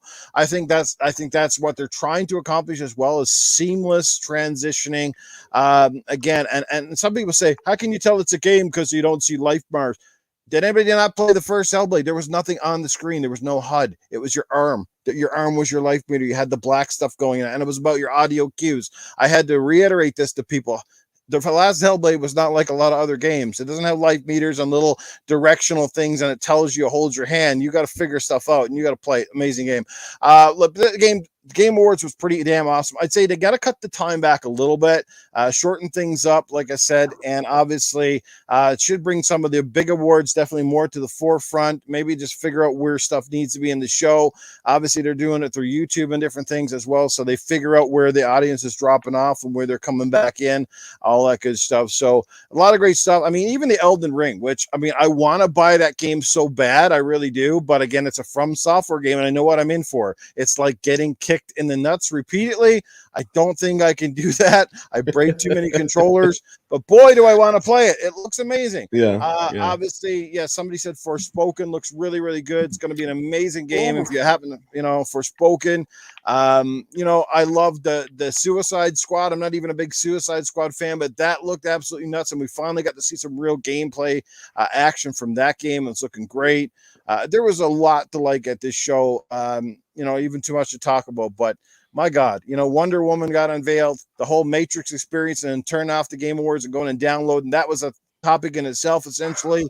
But that, my God, guys, if you have a chance to go download it, please do. Because that is some wow stuff. I know it's not much to play, but it's not really about what you're playing. It's trying to show you what this engine can do. It's really what you're seeing. It's a visual treat for the eyes, and really a look into the future. Great point, Newf. Amen. Yeah, it's not about what you're playing. It's about and they even let you turn off effects. They even do this stuff, and they have monuments throughout the actual city where you can see stuff, and they're trying to tell you what they're doing with the engine, and it just the rendering, the lighting, the amount of detail. It's photorealism. I mean, it's just about perfection. The whole fact when that thing starts off, and Keanu, if you guys notice, he walks off screen and comes back, and so when he introduces it, it's the real Keanu. When he comes back, it's CGI, or the game in representation of Keanu, and it's spot on. It's like, my God, we know it's game because we're used to looking at that. But if your dad or mom came in and knew Keanu Reeves, they wouldn't have known. Yep. Right. And that's the crazy part. When they're looking at the cars going on the street, that's them in-game engine. Like, it's like, whoa, like, as he would say, whoa. Right. That's always a whoa moment. And it's crazy how, like that merger of graphics from years ago, which made the Matrix a super hit, how they even referenced that, like how that industry is transcended into this industry. It's just crazy. But anyway, Game Award show, Jeff, great hit, man. I think most people liked it. People will always want to hate, but applaud you for doing it, man. So keep up the good work, and we look forward to seeing it next year. Let's get into Halo, and let's get Scrub and obviously Boomstick in here with their thoughts on the game. We've had a chance to play it for a little bit now. We've got a chance to get into the campaign. Off the air, Boomstick, you had some incredible words to say about this game. A very high praise. Let us know how you're feeling about Halo Infinite at this point. Was it a hit or was it a big miss? Let me know. Oh yeah, it's a huge win on a multitude of levels. This is a very, very thick onion, if you will, for a lot of reasons. One, it is the coming out party, in my opinion, for 343 Industries, who have in the past underdelivered with Halo, in my opinion. Halo 4 story, fantastic. Halo 5 story, not so much. Halo 4's multiplayer tried to be too much like Call of Duty. Wasn't a fan of that coming off of 3. So that was not my jam. Halo 5's multiplayer with Warzone was fantastic, but because of the distaste I had so much for the story, I didn't put enough time into it to enjoy it as much as I probably should have, as being an long-time Halo fan.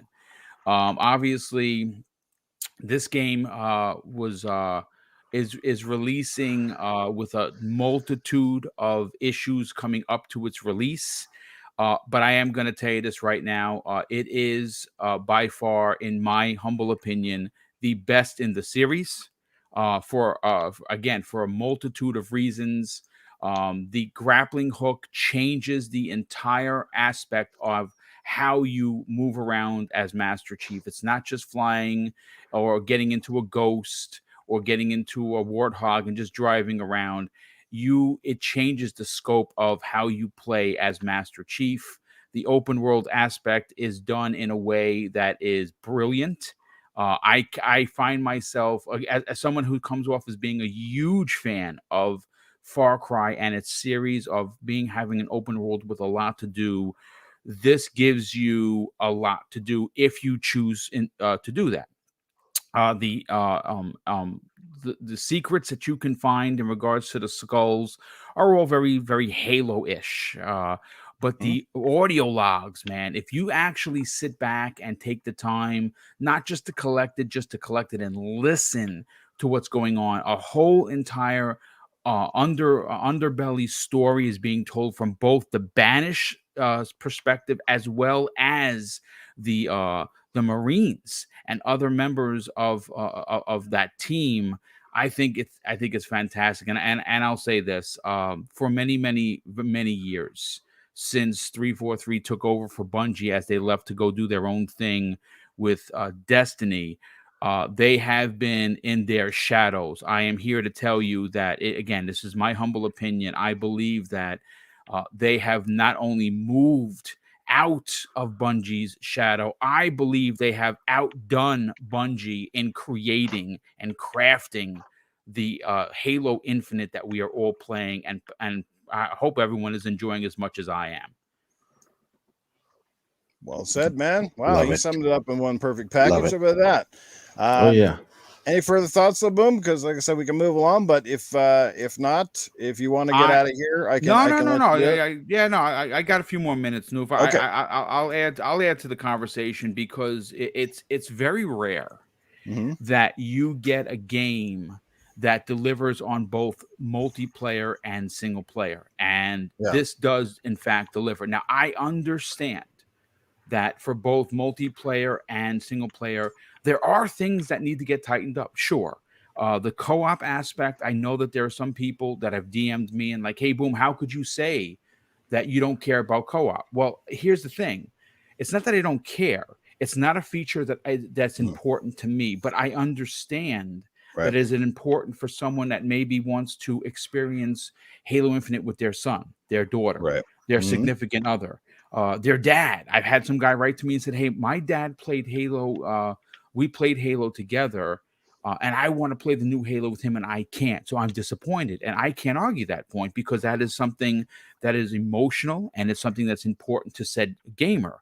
But for me, I wouldn't play co-op until I've gone through the story twice by myself, because I don't want someone to go through a cut scene because they press Y, or someone is talking to me as an important aspect of the story is being revealed. I don't want to have to. I want to sit with my headphones on and enjoy the game. Right. Some people are enjoying the multiplayer but don't like the progression. Well, they're fixing that. And they will tweak it. They will make adjustments. So is it perfect? No. Are they the best they have ever been? Absolutely. The multiplayer is as addictive as hell. Upgrading your getting different armor pieces and making your Spartan look like the way you want to look like is incredibly addictive. And the single player is I'm got to be about 20 hours into that game, and I don't think I'm even halfway through the story because I keep doing all the side missions, finding down Marines who are under attack, finding new armor pieces for multiplayer. It's just finding new. And if you drive through the world, they even have these towers, these propaganda towers, where if you sat back and just listened to the grunts talk, it's hilarious. The grunts, it's hilarious. So it's there. It is. It's everything I could have asked 343 to deliver, and somehow with all the pressure of the world of delivering a Halo game, they did it, and they did it in a way that for me is going to stand out as the best game of 2021. I got to ask you this, Boom, before you go. Obviously, Lethal Terminus brings up a great point in the chat, and it's something that I think in many podcasts I've been on, and I've said it before. One of the problems with certainly Halo for the last little while was the lack of a memorable villain, and we all know that any superhero or any game character in this world is only as big as the villain. Some of the villains, like Batman, doesn't seem like Batman without the Joker, and Superman has his Lex Luthor, or you know what I'm getting at. Mario has his Bowser, Sonic has his Dr. Robotnik. So right now we see Escharon, right? Yes. Do you think that's part of the reason that this game is resonating? Because there's a little bit of weight, a little more weight to the story, because now they have a villain that you literally go, I want to smack that SOB right upside the head. Well, what's interesting with Halo is it's not just him, though. You see, yes, he is the big bad, and of course, this is a spoiler-free. There are some other ones you meet while you're progressing through the story, and you're like, well, wait a second. Escharon was bad, but this one could be just as worse or potentially equally. So what you're seeing, the boss with the hammer, man. It's it's interesting because what you're getting is a rogue gallery. See, that's the beauty of this. It's not just Escharon, who's a scumbag, by the way. It's all of the other cast around him. It could be considered very similar to like the Sinister Six with Spider-Man.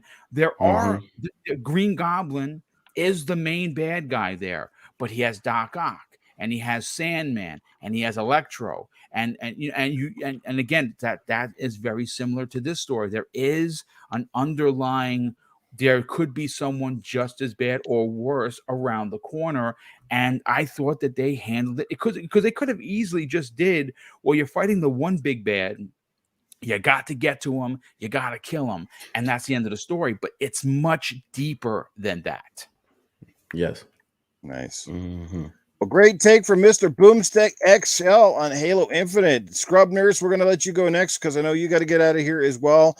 Boom, just let me know when you have to leave. We'll get you to do your outros and all that stuff. You want to do my outro at the end, brother. It's perfectly fine. I'm going to bounce out of here now because me and Mrs. Boom, we're actually heading out to go do some of our Sunday stuff. But listen, first of all, I want to say go ahead, Boom. Thank you so much for having me on. This was an amazing 2 hours.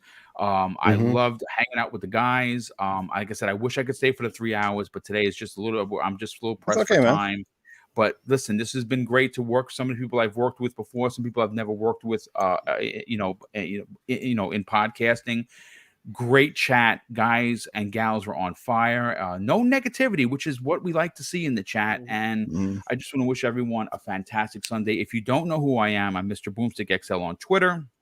And my channel is called Double Barrel Gaming. And again, thank you, gentlemen, for having me on today's show.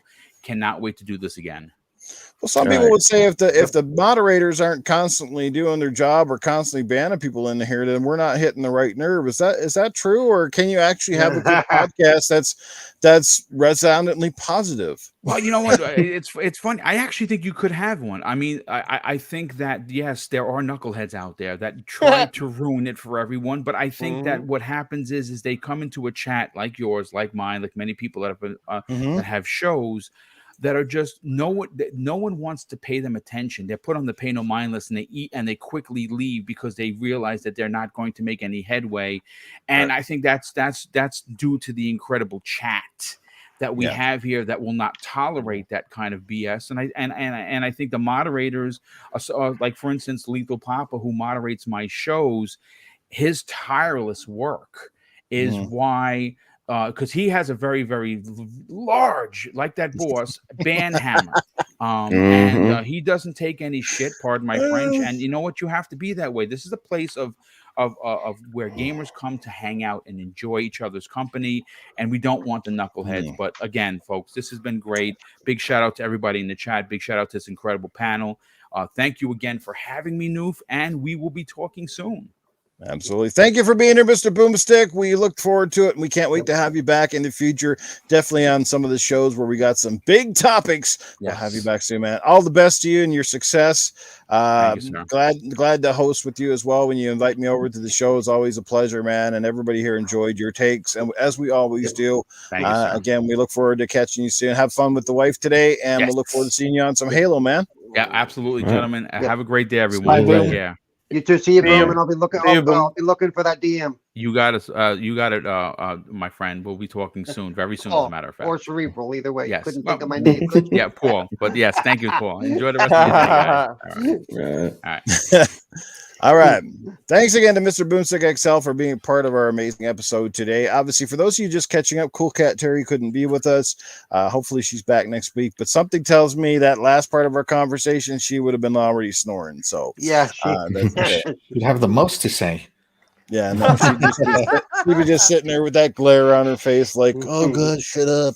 All right, but anyway, let's Scrub Nurse have his take on Halo Infinite. How do you feel about it now that you've actually had a chance to dive into the campaign and all that good stuff? All right, yeah, I know I talk slow, but I'm gonna make it quick as possible. Don't blame me; I'm from the South. But this game is amazing. I will say I will kind of piggyback on some of the stuff that Boom was talking about. As far as 343, this is their best one so far that I've been playing that has totally sucked me in. So many times we've heard people say, well, since Bungie left, there hasn't been a good one. 343 Industries need to knock this out of park or give Halo to somebody else. Okay, as far as what I played so far, I think they've done it. They've done some things to change it, to draw you into the game. One thing that I've noticed straight into it is there are no chapters. You're just playing. I know Halo before, you play this, in this chapter, go to the next one. In this chapter, go to the next one. You just keep playing. It kind of lends you in and drives you deeper into this open world. You get this, move to the next one. I'm playing it on heroic, so just so folks want to know the difficulty. And what I love how they're doing it, the Banish are superior fighting machines, and in some aspects they are, definitely bigger than the Spartans. They're faster. Some of the people that you're fighting with, they are charging and fast, and if you don't move out of the way or find a way to take off running before you get your shots off, you are dying. That's an insta kill. and it just shows I like the feeling. Even though I'm playing on heroic, any of my the other people that I'm fighting, yes, they can give you difficulties sometimes because of numbers, but you still feel like a superhero. You still feel like you're a Spartan and you're very powerful and knock out. But when you run into especially the banished bosses, like it was asked earlier about the big bad, there are these little mini bosses. Keep in mind, mini bosses that will frustrate the hell out of you. This is the morning show. I can think of one. I'm not going to put out their name because I don't want to spoil it. But all I'm going to say is excavation site. Oh, Oh, no. Yeah, Bad memory. yeah, I know who Bad you're memory. talking yeah, about. yeah, Yeah, that nails it. yeah, That nails it. Yeah. yeah. And what I'm going to say is, if you don't figure out it's not just a beat 'em up, shoot 'em up. Let me put as many bullets as I can. And if you don't figure out your strategy, how to beat this guy, like I did yesterday, by the time I went ahead and won, uh, my wrists were hurting and my brain was thanking me because I was tired and just wanted to lay down because it was ridiculous how hard it was to get this one guy, because maybe I ran into a wall trying to dodge or running away, and or I used a grapple hook to move away, and while I'm floating in the air I got hit. It was just It hit you like a and baseball. yes. Yeah, or I threw one of those energy cubes. I can't think of the name right now. And Yep. while I'm throwing it in the air, he swings and shoots it. hits it. And so I'll give Yeah. you guys one tip in advance. Head up. Start getting used to using the plasma-based weapons from the Covenant, because they definitely do more work on the shield aspect. yes. So I'm loving that aspect where it's just not just a walk through the park. I'm like I said, I'm on heroic. Even if you were playing on normal, I believe, yes, you could go through the grunts and everything else, but when you're getting to them bosses, they're all harder. It's not just a walk in the park, and I'm enjoying that. I'm Imagine the loving one how with the you camouflage. yeah. I love how you can go through the game. You can find bits and pieces here and there. You can play, almost like a play the game as you want to. Let me go save all these Marines in these different areas, then I can go back to the storyline. You can pick how you want to. The game is beautiful. There is some pop-in stuff that I've seen from time to time Yeah. that I've noticed, but overall the game is beautiful. The gameplay is fantastic. To be able to use that grapple hook and not just, oh, let me grab an enemy or gun, but to help you traverse instead of having to go around a whole entire mountain, circling all the way till you get to the top. You can use that grapple hook, move into certain areas. It's a game changer. I think 343 has blown it out of the park, like Boom said, matching that with the multiplayer, with the story. Please, if you can, I know some people aren't about achievements. I'm not one who's I got to get these achievements, but finding those little recording areas where you can listen, that does immerse you into the game more, and makes you want to find the next one just to see the information on it. What I will say, I am a little disappointed, but I know it'll pick up, and some of it is because the fact that the multiplayer is so good. I've been playing through the game and I'm nowhere near beating it, and every achievement I get is a diamond achievement. Yep. Same here. So My that's lowest telling achievement me, so far was 0.48.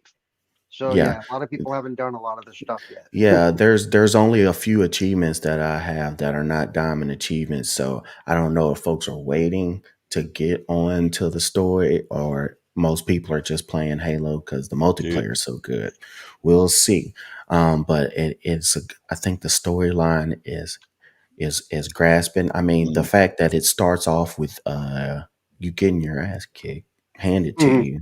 Well, let me just say this, guys. On launch day, get this. I had Mm-hmm. 109 players, 109 friends online. 49 of the 109 were playing Halo. Mm-hmm. As it should be. I've never seen that. I've never seen that number, even with the best Call of Duty games. That's insane. Yes. So I'm definitely immersed in it. I'm glad I do not like playing 20, 30 hour open world video games, but this is holding me to get to the next spot. Go to the next spot. Get this next part of the story. Get to the boss. This boss is handing it to you for 45 minutes, and you finally you're like, thank you. I'm so glad this is over with. That's how you should feel playing the Banish. The Banish are not pushovers. If you played any of the Halo War games, if you just watched the cutscenes, the Banish are straight up handing it to Spartans, not just Marines, to Spartans as well. So just because you're Master Chief, which does hold clout, doesn't mean that you can't get some of the business too. And I like that. That is making it more intriguing. That is making it where it's just not, oh, we're just gonna dance through the daisies and I'm Master Chief and nothing can touch me. Oh, you gonna get it in this game, and I'm loving it. If you get a chance, please go play it. I know some people are, oh, I don't want to spend the money campaign. Well, we spend the money on everything else. So I wouldn't use that as an excuse. I play the game first before I even ever try co-op. So that's why I'm playing it now. It's not as much as does it need co-op? Yes, there's be some great parts in this game that are perfect for co-op. So it is needed. They have to bring that in eventually because that is part of Halo as well. So I'm just loving it. I know I'm probably glossing over and forgetting the second I get off. I'm going, oh yeah, I forgot to talk about this, but I'm loving it. 343 did a great job. If this was in early enough to make the Game Awards, I think there'll be a lot of mixing around, and Halo would be taking some of these spots on there. So, yeah, that's all I got, guys. I'm gonna head out. So, I'm just make short and sweet. Y'all have a good weekend. Y'all know where to find me on Twitter, Scrub Nurse 3, and then find me on Xbox, Scrub Space Nurse. So, y'all have a good weekend. Play y'all some games. Have some fun. Y'all have a good one. I'll see y'all later. Here, Scrub. All right, take it easy. All right, take it easy, Scrub. All right. All righty. So now we got to fight over who wants to go next. Obviously, I'll go last. Well, I'm still thinking about some of the stuff he talked about. He's talking about the because I'm quite a ways into it, and the layout is laid out almost for co-op.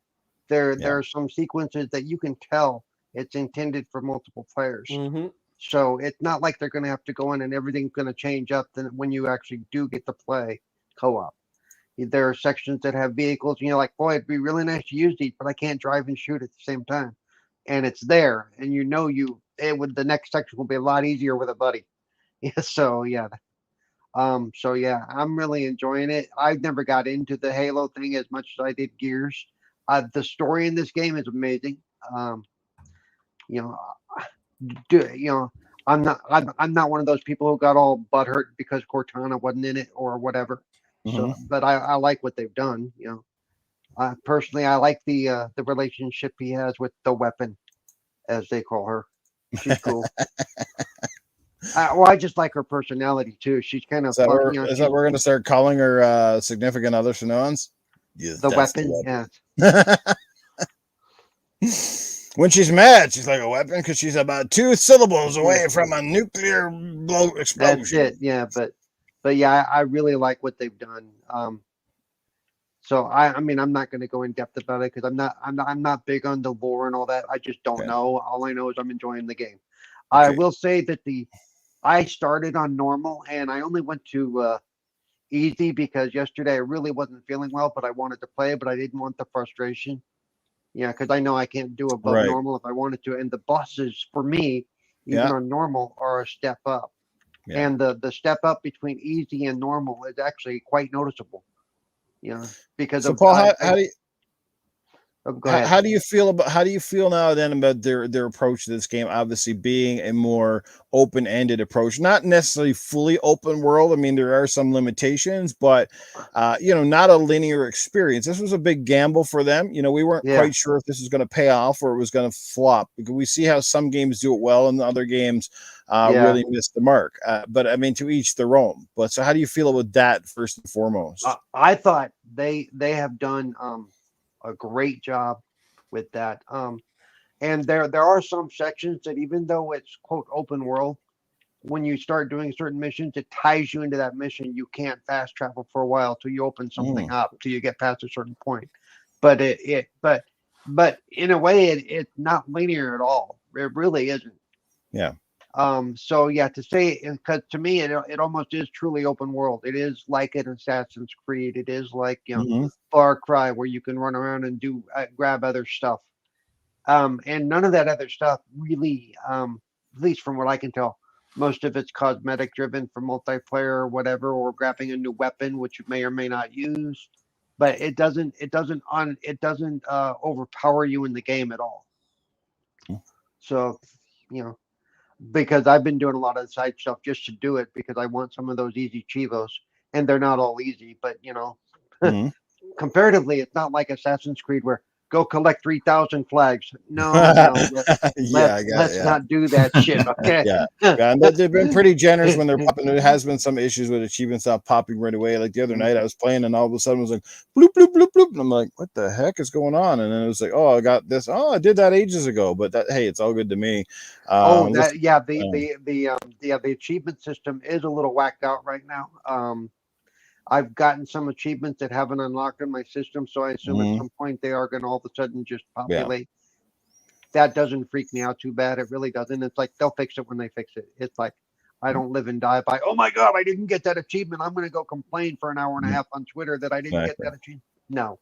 Hey, our good friend of the show, Princess Zelda, who's in the chat, she drops a $4.99 super chat and says, amazing panel, awesome chat, love this show. Well, we love you too, Princess Zelda. It's hard to believe that you're married to Titan Drago. Unbelievable. I know. That's the hard part. I mean, so how did that happen?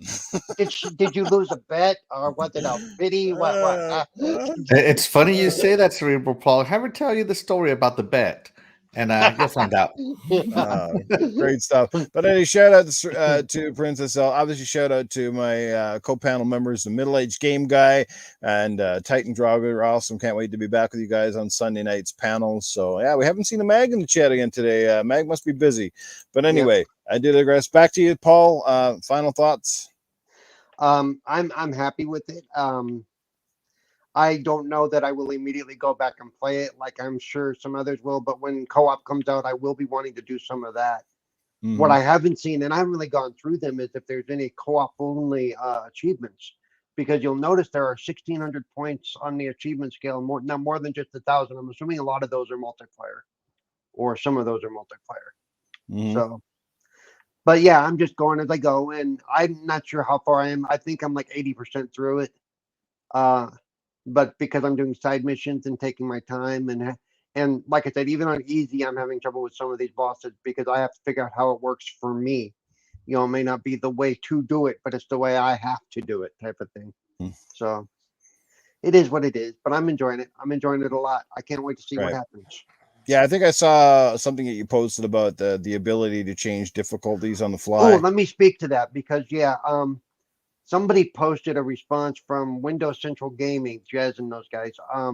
There is a way to do it. You don't continue the game. You have to load a saved game. And at that point, you can change the difficulty. They do not make it really obvious. I hope they see my message and go, you know what, we really should make that a little more obvious because I was really frustrated at that point. Because after about 20 hours in at that point, if I would have had to start over, I would have been like, nope. Not even going to bother, and I would have put the game down and never went back to it. Yeah, and there's a lot of games out there now, and I'm sure you guys have played them where you're playing and you die so many times, and then all of a sudden the game kind of stops and says, "Would you like to lower difficulty?" That would have been the nice thing. And don't fall for Forza Horizon when you're winning races and they ask you to up the difficulty, and then you can't get out of 10th place. I did that. I think I was talking about that a couple of weeks ago. I upped it like twice, and then I was getting completely smoked. I was like, okay, so I went from winning races to like kissing everybody's ass from 12th to like, oh, I get one car ahead. The guys are already like 3 turns ahead. I'm just starting to lap. I'm like, okay, so I need to tune my car excessively or I'm getting smoked. Thank you very much. Build my confidence and destroy it down in Playground. Thank you. The game. The higher difficulties are meant for the manual drivers. Oh my God, no doubt. Yeah, if you're an auto driver, do not go above highly skilled. I can't imagine that shit on manual. I've always learned this with Forza. A lot of these racing games, if you're not about middle of the pack, by the time you're around the first lap or so, you're not winning. Period. Absolutely. That's what I've learned. That's what my years of experience have taught me, that if you're not in the middle of the pack, especially in those damn 3-lap races, because they run out quick, and it's all of a sudden you're like, yeah, I'm gaining some ground. It's like, oh, lap's over, done. Oh, 6th place. Thank you. That's right, Newf. If you're not first, you're last. Come on, Newf. You know that. Pretty much. Oh, I'm used to last in racing games. Don't worry. Yeah, I see a lot of tailpipes. Hey, don't take that anywhere now. This will all I know is that if you're all I know is that if you're Assassin Lupa, you're gonna meet the pole if you try to pass me.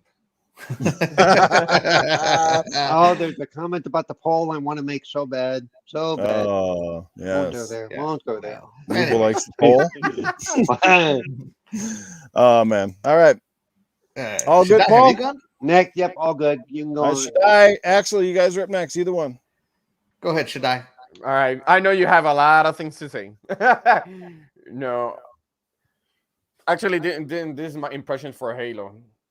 Halo is very impressive, especially for a new engine. I'm pretty much in shock. But there's some flaws that I believe that needs to be fixed. Like the guy, his little partner, doesn't know how to blink. It's like he's on drugs or something like that because his eyes like wide open. Yeah, he doesn't blink. You're locking onto some really weird details. Every single time. When I started, I'm looking at the guy. I'm like, why he is not? And if he's blinking, it's like one in every probably hour or so because his eyes is so wide open. I'm like, really? So hear that 343? You dropped the ball. The guy doesn't blink. The guy doesn't blink. That's a 4 out of 10 right there. Dang it! I knew the blink physics were off. The blink, but there's some other things that I guess is some type of fidelity or anything like that. But other than that, it's something minor that it can be fixed. Other than that, I always thought that Halo. And this is just me. I always thought that Halo was pretty much open world, even though for some they'll say it's just linear. I'm like, yeah, but when you play, it's so wide open. You get to explore a lot of things, from the beginning or anything like that. For this one, it's way bigger. Now you get to experience, just because I know they added a grappling hook, it gives you a little bit more of more exploration, another way of playing the game away from pretty much running and gunning, typical Halo. It gives you at least a little bit different direction, a little bit more of experience. As I'm running and gunning, as I'm listening. Yes. Run like hell. Okay, go ahead. But the mini bosses, they're pretty tough. I'm with Scrub. I'm playing it on heroic mode. I guess I'm away from normal mode lately, but I started straight up from heroic. I know I seen it on Twitter. It says like, yeah, they're forcing you to go here and there, but you have to understand, and I think I know why. The more you do those side missions, I guess it becomes a little bit easier when you start battling those bigger bosses. I guess it's because actually it doesn't, and the game specifically says it does not change their immediate abilities or strategies. It's just it's a long game, so it does doing the side stuff does not affect the end game play. Because I know when I was playing last night, I was fighting this mini boss, which he was camouflage, and I guess he created another butt crack on Master Chief because I couldn't see where he was at. So I guess when I was doing those little save this guy, the crew and whatever the case may be, I guess it became a little bit easier for me. That's why I kind of said that, because I upgraded by doing all those side missions that I needed to do. No, yeah, I was just saying the game specifically addresses that. Okay. Actually. Okay, because like I said, from my experience, that kind of felt that way. The game, honestly, the game, the gunplay, the narration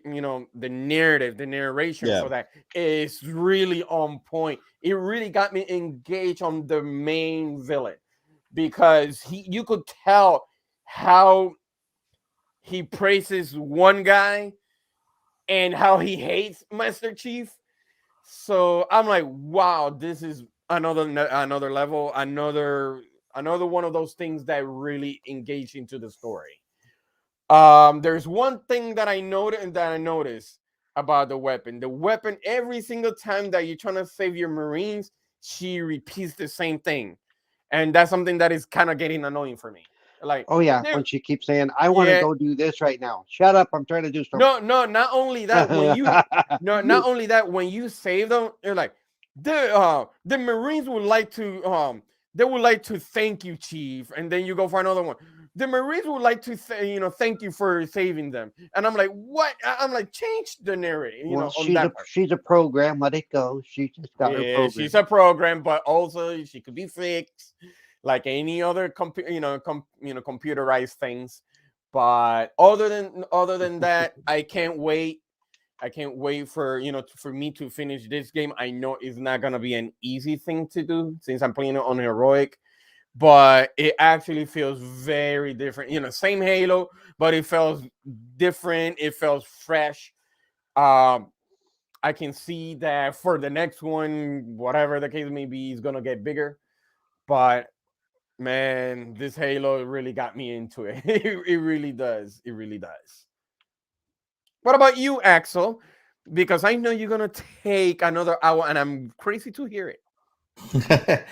No, I'm not going to take that long. So to me, this is probably the best Halo I've ever played. And I say that as this finally feels like not just another entry. This feels like an evolution. Um, all you're doing is looking down the sights and shooting all that good stuff, right? But the abilities that you get throughout the game add so much. That grapple hook opens up the world in a way that I wish I could travel through the original ring as. The game starts off as it always does. You're in a ship fighting as Halo 1, Halo 2 did. You're in somewhere in orbit fighting in a corridor, in a small corridor, so you can get used to it. And once you get that and you get into the ring and it opens up, and after you take over that first area and you're given freedom, like, oh, hey, there's some Marines over here. And I'm like, well, I just happen to have stumbled upon this sniper rifle. I know they're over there, but I wonder if I can snipe them from over here. And I took 10 minutes to, scale the side of a mountain to get a vantage point, and I just started sniping. That's a freedom that we haven't had ever in a Halo game. Mm-hmm. And these Marines, they fight back. I remember I started just for fun. I freed a bunch of Marines, made them follow me, and I took the path of least resistance, which was the long way, into another fob, and they helped me free more Marines. Next thing you know, I have a squad of 12 Marines following me, and that's something else. That's really cool. I just wanted to see what would happen. Mm-hmm. The way you unlock the banished weapons or better weapons is to take on these guys who have bounties out in the open world. Mm-hmm. You can face them alone, or you can face them with Marines. Me personally, I'm facing them with Marines because some of those guys are tough. Because they're tough. Exactly, they are tough. Yeah, they're dangerous. So I like bringing a bunch of Marines with me. The ones that come in pairs just kind of piss me off. Yeah. Another thing that Halo has never had, it's never really had bosses. It's never really had anybody with notoriety, and it's never really had anybody mentioned in the comics or mentioned in the books other than the main character. So the fact that, the Golden Chieftain is there, if you read the comics, if you read the books, you know who I'm talking about. The fact that the Golden Chieftain is there, that's awesome. And the fact that you get to kick his butt is better, even though I died about 50 times. And that's something that adds to the gameplay in a positive way. And yeah, you do got to take those Covenant weapons to take out those shields ASAP. The the level design in this is so great. Like in other Halos, you would go into the underbelly of the ring, into where the nice architecture is, and you'd come out and it'd load you somewhere else, or Cortana would teleport you somewhere else or something, and you never really got to see in relation where you were. Now, if you're a fan like I am, you look that up and you see some either some official drawings from 343 or back then Bungie, or you see some fan drawings of where possibly all this could be, just based on what you can see. The fact that you can actually see it when you come out and where you are is phenomenal. If anybody's wondering, I'm at the point of Halo in the game where I just got thrown through a tree. That was in the trailer. That's not a spoiler. I'm just letting you know that's where I'm at. I just got thrown through a tree. And that's I'm just running around having a good time. I'm just experimenting. I'll go out and I'll collect rocket launchers and load up a Razorback full of rocket launchers. And it's just fun. It is fun in a way you couldn't have fun with any of the other Halos. Lethal Terminus. No, I did not literally die 50 times. Okay, I'm only playing on heroic. Oh, look at this guy. I only died once on legendary, and then I killed him. I'm just that cool. Wow. All right, we got a pro over here. No, it's funny. I did die about, I would say maybe 8 or 9 times because I kept trying different weapon combinations on him to see what would work. And yeah, I'm playing on heroic, and he's no joke. Yeah. So the fact that all this is in there. Oh, and one more thing. So once again, I'm into the lore. Before, if you wanted to get into the lore, you had to read the books. You had to read the comics. You had to buy the collector's editions with the little extra pamphlets in them, with the collector's edition books with the intel drops. You had to buy the loot crates with the intel drops and read them. If you wanted the lore, you had to get it from other sources. I love that this Halo has a database. And in that database, like, oh, here's this guy, he's wanted, and here's why he's wanted. Here's how he got his reputation. Right. That is awesome. As a Halo lore guy, that is something we've never had. I love that. I love that you have access to the audio logs, and then they're categorized. So as you're collecting them, you could hear them in order. In the menus. And the freedom that this game gives you is amazing. I feel that the weapons are incredibly balanced. Like, I don't feel severely underpowered if my rocket launcher runs out of ammo and I have to pick up a plasma pistol. I can still get kills with that plasma pistol, enough to survive. I need, the Needler is still my go-to weapon to clearing out elites, especially the invisible elites. Screw them. Man. I'll let the Needler do the hunting. Yeah, screw them. Yeah. So yeah, I like how as you get further, their armor is changing. They're having more hardcore banished armor, and they have different types of shields too. They have you have the elite style shield, which is the kind you have, but the brutes have a different style shield, which is more resilient, I think, to brute force. But either way, everybody dies to my hand. That's just the way it goes. And I like the story so far. I feel that the story is going to be amongst the greatest once I'm done. From what I know so far, the fact that I can A, create my own story with freedom, and B, follow the narrative story without contradiction is phenomenal. I love it. I love everything about this Halo. I'm happy. It is definitely the best Halo I have played in a very, very long time. Probably since Halo 2 or 3. I'm going to go with 3. Right. Yeah. Well said, Axel. And coming from, again, a guy who's obviously a huge Halo fan, I'm a big fan of Halo. I'm not going to go out there and say I'm the hugest Halo. I don't know all the lore, the backstory, like tit for tat, you know what I mean? But I obviously know the significance of this character and this franchise to Xbox and to gamers in general. We kind of almost grown up on Halo. It's 20 freaking years, man. That's a long time. And we saw the evolution in many ways. So I've already finished. I'll give you my thoughts and we'll get out of here. Try to keep it kind of sweet. Is Master Chief deteriorated inside that inside that suit? We don't know anything. As you're starting to smell in there now. Yeah. Pretty much. Like I said, I don't know where I'm at in terms of completion on the story so far. I can say, look, there's things I like and there's things I don't like. I'm going to start off. I'm going to just try to break it down in a couple categories. Let's say visually. The game has certainly come a long way from some of the earlier, videos and things we saw of the game. Absolutely. But I still feel that, and I don't know if it's because it's by its design or because of the slip space engine, I still feel like it isn't a fully realized Halo. I feel like graphically it doesn't hit the mark. And again, I don't know if it's because they bit off more than they could chew, or it's just they're the talent level at the team. I don't know. I just know that I expected more. I just didn't feel that wow factor to me. Sure, the game is good. It's good looking. It's not ugly by any stretch of the imagination. It looks fantastic and runs really well on the Series X, but just somehow I didn't feel that sense of holy moly, like look at this game. It has its moments, but overall I felt the guns kind of look like plasticky. They don't look right to me. Some of the guns, they look like they're supposed to be badass, but they don't really feel that badass. And I find that's kind of problematic. You want to get some weapons that really,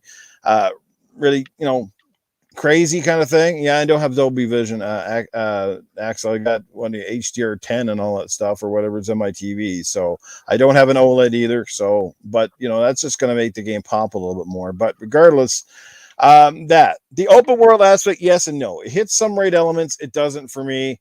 First of all, I've always liked the linear Halos, right? But at the same time, it is nice to have that extra freedom. I find what really shines in this game is it's how they melded some of the old with some of the new, and you are able to kind of tackle missions in a different structure. It's not just, again, run down that quarter, follow the script, hit a cutscene, and then continue on.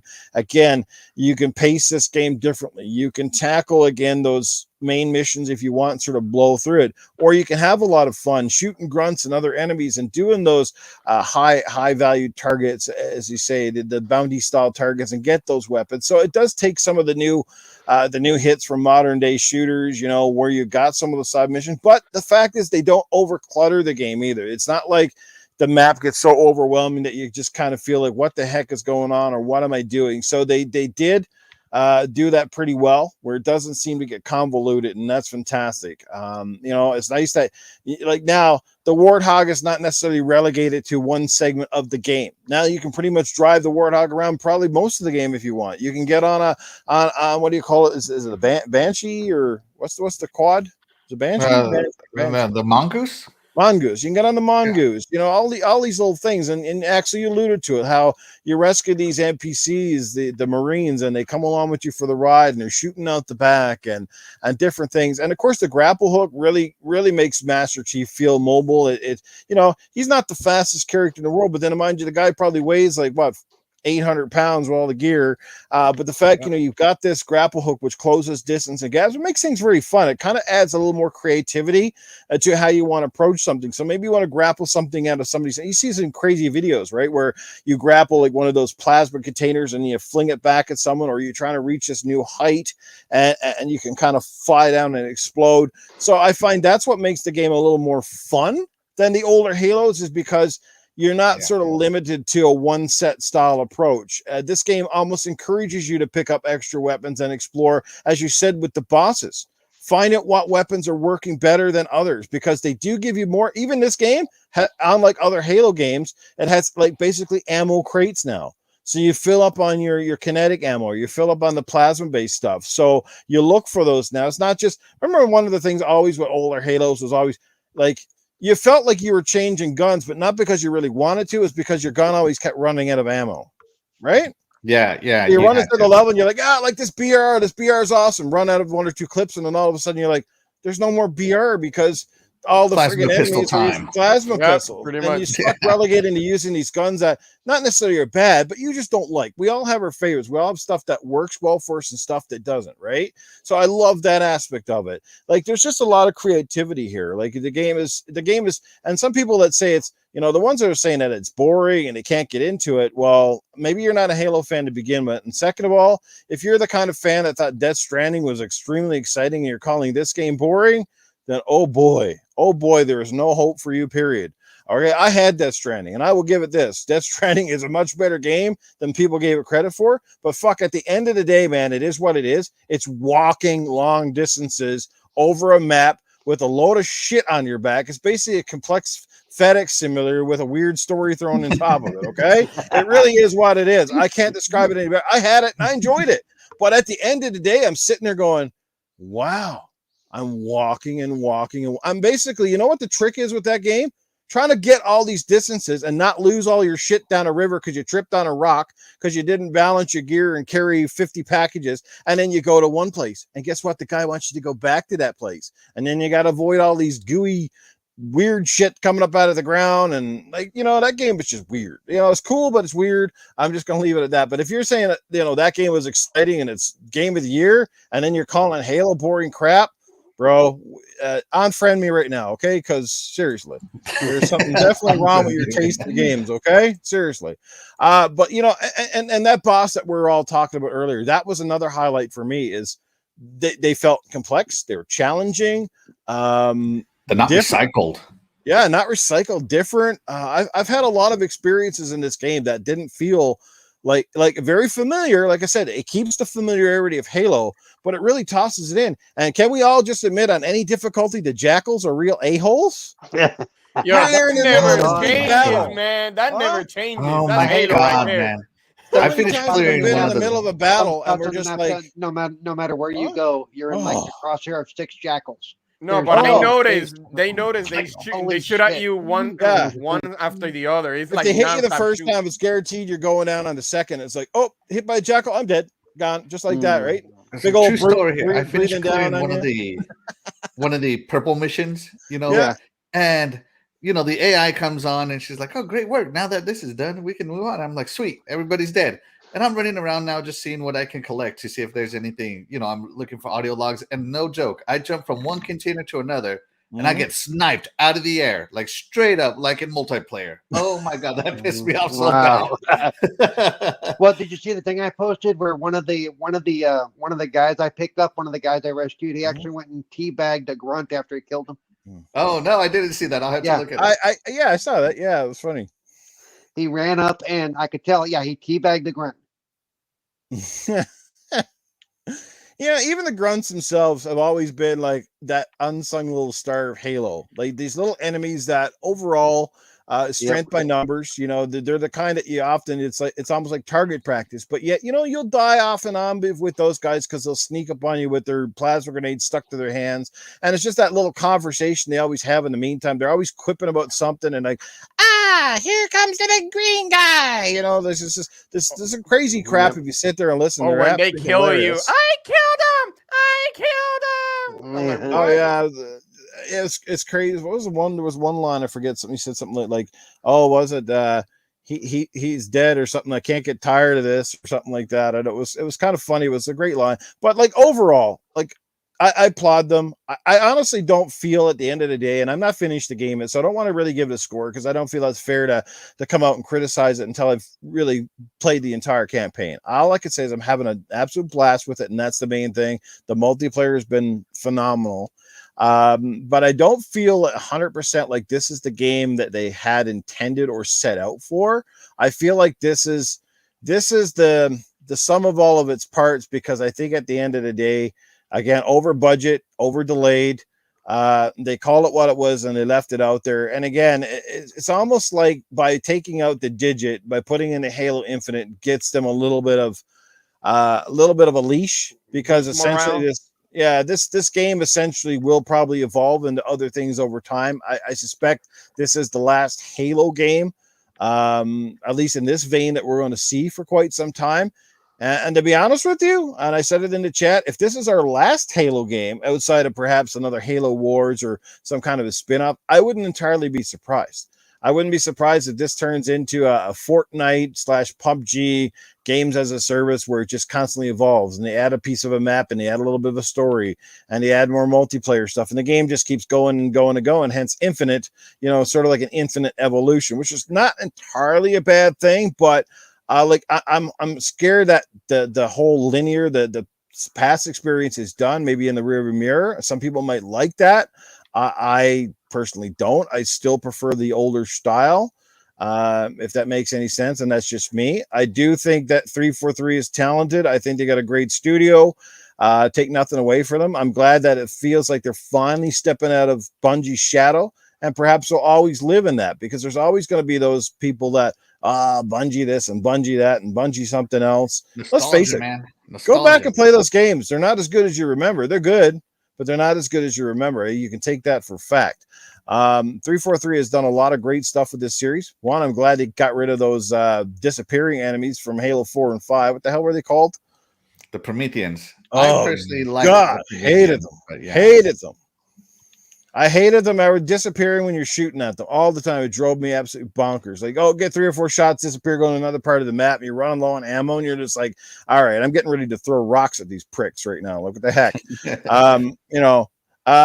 There was some cool stuff. I also like the fact, that they keep a little bit of that linear design, because there are parts of the levels where you go into the bases or the ships, and it starts to feel like the old Halo, but yet it looks much prettier. So they've got a little bit of variety. I think, the whole overall map or different things, we're going to probably use some visual differentiation, a little bit more variety that way as well, where it didn't feel like it was all, just green trees and stuff. But I do like the fact that it feels more grounded in reality. Like, it feels more similar to Earth, so it's sort of identifiable. Whereas a lot of the other games really had a lot of very foreign alien style levels, which were pretty, like, they looked nice, but they were kind of blah, like very bland textures and flat walls, and everything just looked very foreign. This was kind of cool, kind of resonated. So, like I said, a lot. I'm going to leave it here to say there was a lot to like about this game. There still is. I'm liking it, and I don't want people to take some of my critiques and go off the rail. Newf hates this Halo, because that's what happens.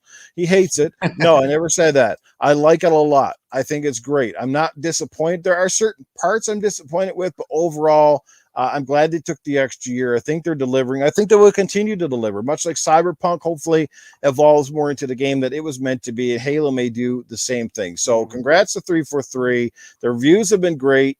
Multiplayer is dynamite, and I knew it would be. I think it's like, how do you really screw up the Halo multiplayer? I think that's the part that they had the least amount of pressure with, and of course they've been tinkering away with the Master Chief Collection for how God long. So they've had a lot of experience. The campaign was going to be the biggest question mark. We knew that, and for some people, like I said, they may never like it, and I guess that's just gaming. But I think it's safe to say that the Halo community, the Xbox community alone, really, really like this game. It's like scoring well. It looks good. It plays amazing. And it's got a lot of fun stuff. And unless you're actually playing it, you can't get it from a video. You got to try it for yourself. I think you will be enamored with it. Lots of great ways, I said, to approach the levels. So kudos to them. I mean, overall, I'm pretty damn happy with Halo Infinite. Congratulations, 343 and Xbox. They want players' voice, so that says a lot. There you go. On multiplayer alone, they won. Yeah. I know. So we're getting ready to approach the 3 hour mark. We're not going to touch any more topics. Does anybody have any more final thoughts on Halo? Where you think it's going to go, or anything you forgot to mention during our conversation? No, go ahead. Remember, this Halo has a 10-year plan. This is, so. So this is the last Halo we see until another console, per se. Right. Doesn't mean they won't add to the single player. There should be some DLC in line and stuff, but now somebody in the chat earlier, and I forget who it was, apology with that. They said something that Satya Nadella saying this is the last in a series. Is that true? Did anybody see that quote, and what does that mean if so? No, I didn't see that one. I didn't see that. No, I might have selective vision though, because I don't want to hear that either. So because if that is true, if he made that quote, he's the last in the series, then that brings my fears to fruition that Halo Infinite is infinite, and it's just going to be an extension of the one game for God knows how long. I don't think it will be. Halo is it basically Xbox is Halo and Halo is Xbox. I think maybe it will be the last one for this console, and then every console will have their own distinct Halo moving forward, is more what I'm thinking. But I'm loving this right now. I don't know where it's going to go because I haven't finished it, so I haven't seen the ending yet.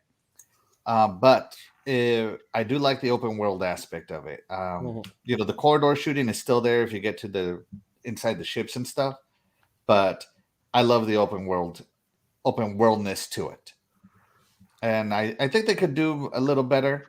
maybe take some cues from how Red Dead puts their missions out in the open world, how they put set pieces out in the open world, and that could help. But like the excavation site that was outside the open world, and that was awesome. So I'm just looking at Satya's timeline. I don't see that. All I see, one of his last ones on was today. We are thrilled to launch Halo Infinite, the latest chapter in the legendary franchise that has captivated gamers for over 20 years. Welcome back, Master Chief. Hey, not only that, if we give it a thought, they could take let's put it this way, the idea also like Borderlands. It's a shooter, but it could go that route and could actually extend more of Halo being an open world, even into a bigger scale. So that should be interesting too. Well, how about this one, guys? How about this for a conversation ender as well? We saw, obviously, Halo getting some love. What about that new Halo show coming to Paramount Plus? And looks like another subscription.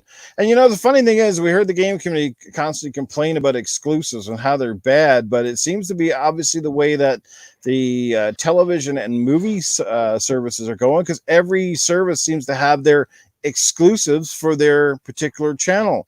So why is it so bad for gaming when it's the goose and the gander for these guys over there? So what's going on? See, that's something that I keep mentioning to other people. It was like, yeah, but it's let's put it this way, like, okay, so pretty much Xbox lost all the exclusive because it's going to other platforms. Let's start out with that. So every single time that I hear that, my answer to that, I'm like, so that means I could watch Loki. Can I watch Loki on Netflix? Can I watch Shang-Chi on Netflix or vice versa?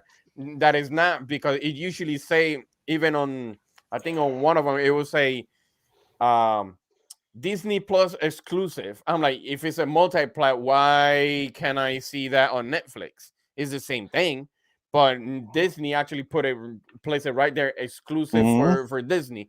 Yeah. So that means no matter which platform, because it's just a hardware, but when it comes to the service, it's only for that. So that means it does not matter. It's still considered exclusive to to their services. So when it comes, let's put it this way: when it comes to the Xbox thing, it does not matter because it's Windows PC. It's still considered Microsoft. Just because you're, let's say, on an Android or an iPhone, you're still using a Microsoft server for Game Pass. You're not gonna play it anywhere else. It's just a hardware made by different companies. That's right. The phrase I've been using for a year: Xbox ecosystem is what we're in. Yeah, ecosystem. Exclusive to the service, not a platform. Remember, Paul. They don't want to hear that ecosystem. They don't want to hear that. It's like they don't want to hear those that say they don't want to hear it just because they don't understand the meaning. Exactly, of the word. Because they don't want to understand. Correct. I'm with you 100%. We saw some recent numbers of console sales, and while the prime competitor is doing very well here, if you look at their numbers in Japan, where they've always been dominant, they're very small. Yes, are they much bigger than Xboxes? Absolutely.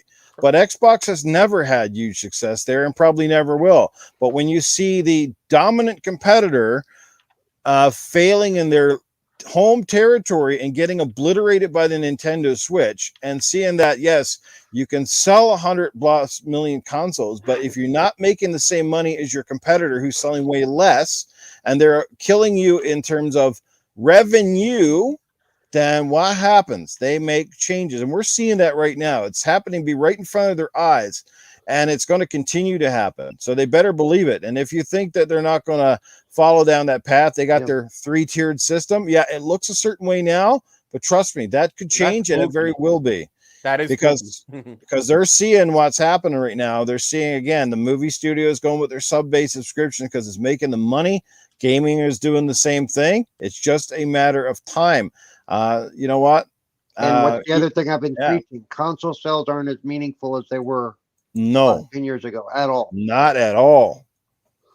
Because the only it's way about that getting in front of more people. Yeah, it's pretty much the only way that I say is for me is a mid-tier product. Yep. I I That's how don't. see it. I don't look at console sale numbers and take them seriously at all because they're not meaningless, but they have far less meaning than they used to. All the console sales mean at this day and age is that people that are still driven by a platform, it just means a higher level of potential attach rate. No more, no less. If you sell 100 million consoles, then you have a better chance of selling perhaps an extra 3 or 4 million games. And that's really the side of it, because only a few games are above the stratosphere. And we know which ones those are, like your Grand Theft Auto 5s, which are multi-plat games that obviously are available almost anywhere. And that's why those games also sell 100 million copies, because they're on like almost everything, right? The competition is slowly learning that. And that's why the competition also needs a multiplayer game to be a huge hit, because they're seeing how the Xbox is killing it in more than just, hey, we've got a story-based narrative game that you're going to play for 40 hours, and then it's pretty much it's in your closet, and guess what? It makes you no more money. Right. That's it. Yeah, the idea of console sales is dead to me. You know, the console exclusive is dead. People just need to get it through their head. It is dead to everybody. From here on out, it's all about storefronts, because that's where the money is. If you have a storefront where other people will sell their games, where you take a portion of that sale, that's where the money is. You know, obviously that's what these consoles are. You know, the PlayStation, the Xbox, the Nintendo Switch. And, you know, the PC is more open. You can basically, but even PC has started to move over to storefronts. You're starting to get Steam exclusivity and what's that other one? Epic Game Store exclusivity. It used to be that GOG used to be a big gamer too on that one. And, you know, Game Pass is kind of the storefront for Microsoft.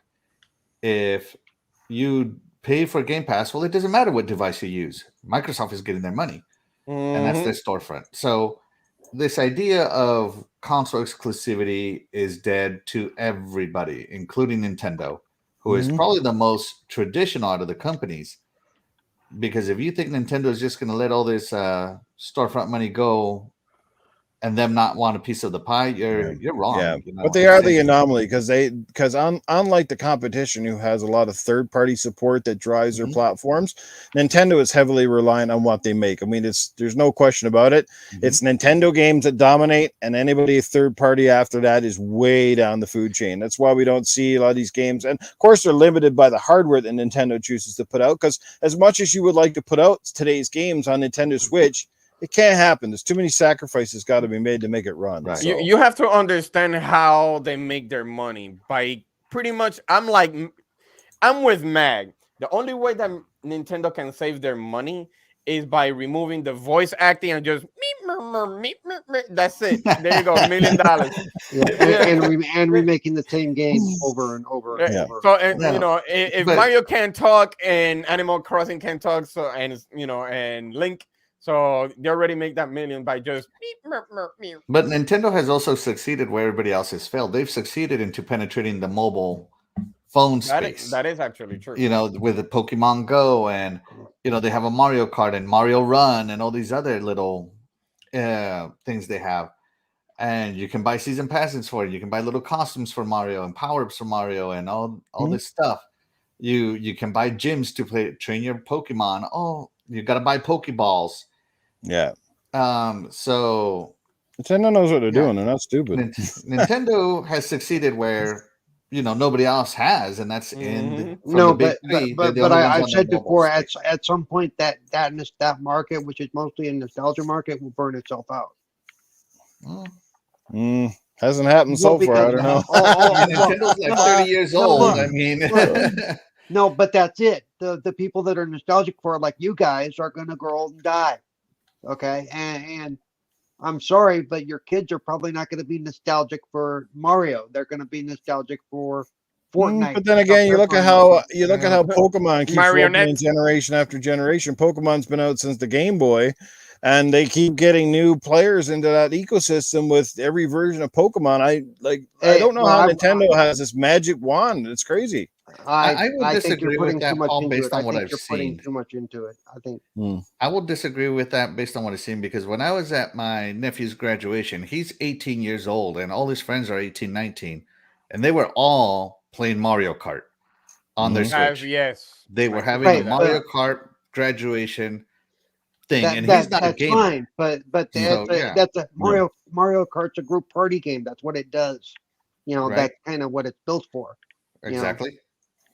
I don't, but I just think they do really depend on the nostalgia market. Nostalgia is a powerful drug. It is. I don't see the newer generations being nostalgic for these same things later on. Okay. Anyway, we like, kind of disagree gone on off. that. Yeah, I was gonna say we kind of gone off on another.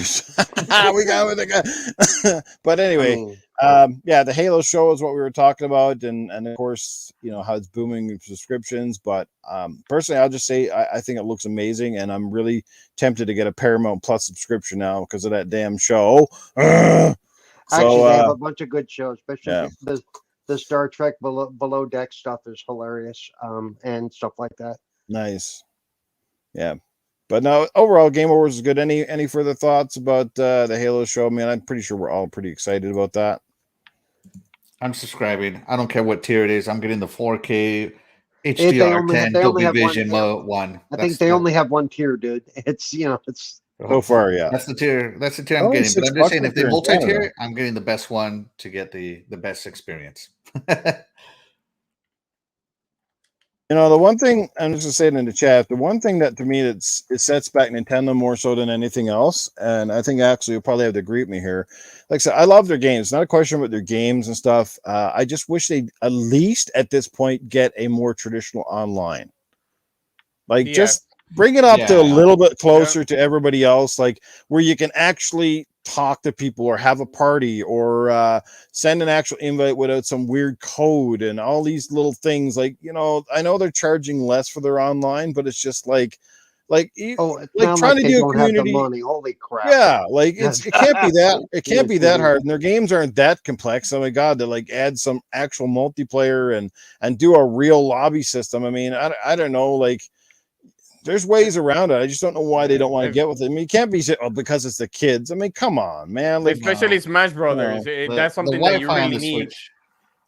Go ahead, Shaddai. Sorry. No. I'm saying, like, especially when it comes to Smash Brothers, you really do need to have a really stable internet for that. Mm-hmm. So, and that's a very popular game. So I hear Microsoft might on Azure servers. I'm just saying, Yeah. They're across the street, so it doesn't take that long. They did add an actual LAN port to the OLED, but unfortunately, they're not going to sell as many of those at the price point. And plus, Switch is kind of, it's been a long in the tooth now, so who knows.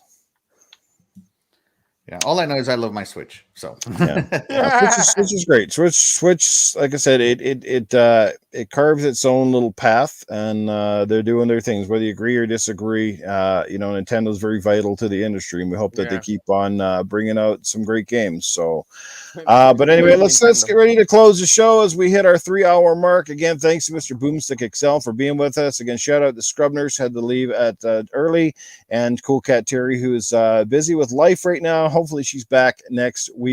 A LAN pot is useless on the Switch dock, or the LAN port, I think he meant to say. Yeah, I thought it was, last I heard it wasn't activated. Did they finally activate it? Maybe. And shout out to Dreadpool in the chat, Casket Repair, what's up, Retro Nerd, and everybody that's been here with us for the show, Princess Zelda, Doggy Dog. You guys are amazing. Thank you all for the love and support, guys. Today we greatly appreciate it. Hit that like, comment, share, subscribe, all the good stuff. We had almost 70 people there, I think, today, which is damn good. Hey, that's really nice. Yeah, appreciate it. Like I said, Axel in the chat, I said I'd rather have 60 amazing people in my chat than have 400 here with about 30 asshat trolls going back and forth. So I'll take that any day of the week. Absolutely. Absolutely. There you go. When our mods barely have to do anything, we know our chat is awesome. So you're checking that kind of group. That's all. And it's not that our chat isn't objective or agrees with everything we say, because they'll be the first to disagree. I know guys like Back from the Dead in the chat and Dread and other people that are here will definitely tell you when they don't agree with you. But they don't come in just going like Xbox sucks, Xbox don't got no games, and they go on with useless arguments. So so that's a big difference between being objective or having a difference of opinion, but still being a great fan and respectful.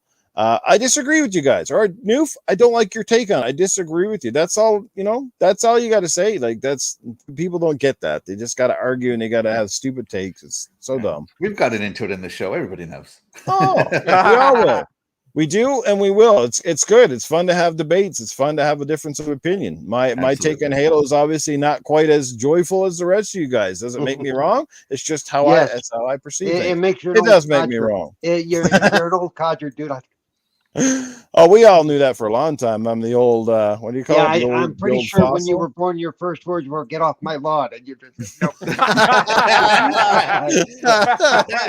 Oh shit, guys, great stuff. Yeah, it might have been true. I'll have to ask my mother. Put me back in. It's cold out here. Okay, but anyway, guys, let's get out of here, and we'll start in order of the way they appear on screen from the bottom to the top, and we'll start with Cerebral Paul. Let people know what's happening, Paul, or when they can catch up with you. Cerebral Paul 1 on Twitch, Cerebral Paul 921 on Xbox, and Cerebral Paul on YouTube Cerebral Paul 1 on Twitter, not Twitch, and Cerebral Paul on Twitch. I wish I could get rid of all those numbers. It'd make it so much easier. Let's see, Tuesdays, Retro Renegades, Wednesdays, kind of not doing anything right now, but might be back soon. Thursdays, 4GQ TV. Big one next Saturday is my birthday. Happy birthday to me. I'll be old. And we will be doing a lot of Among Us because it comes to the console on Tuesday. So keep an eye out for that. I'm probably going to start on my channel and maybe even do some Xbox if I get enough people interested.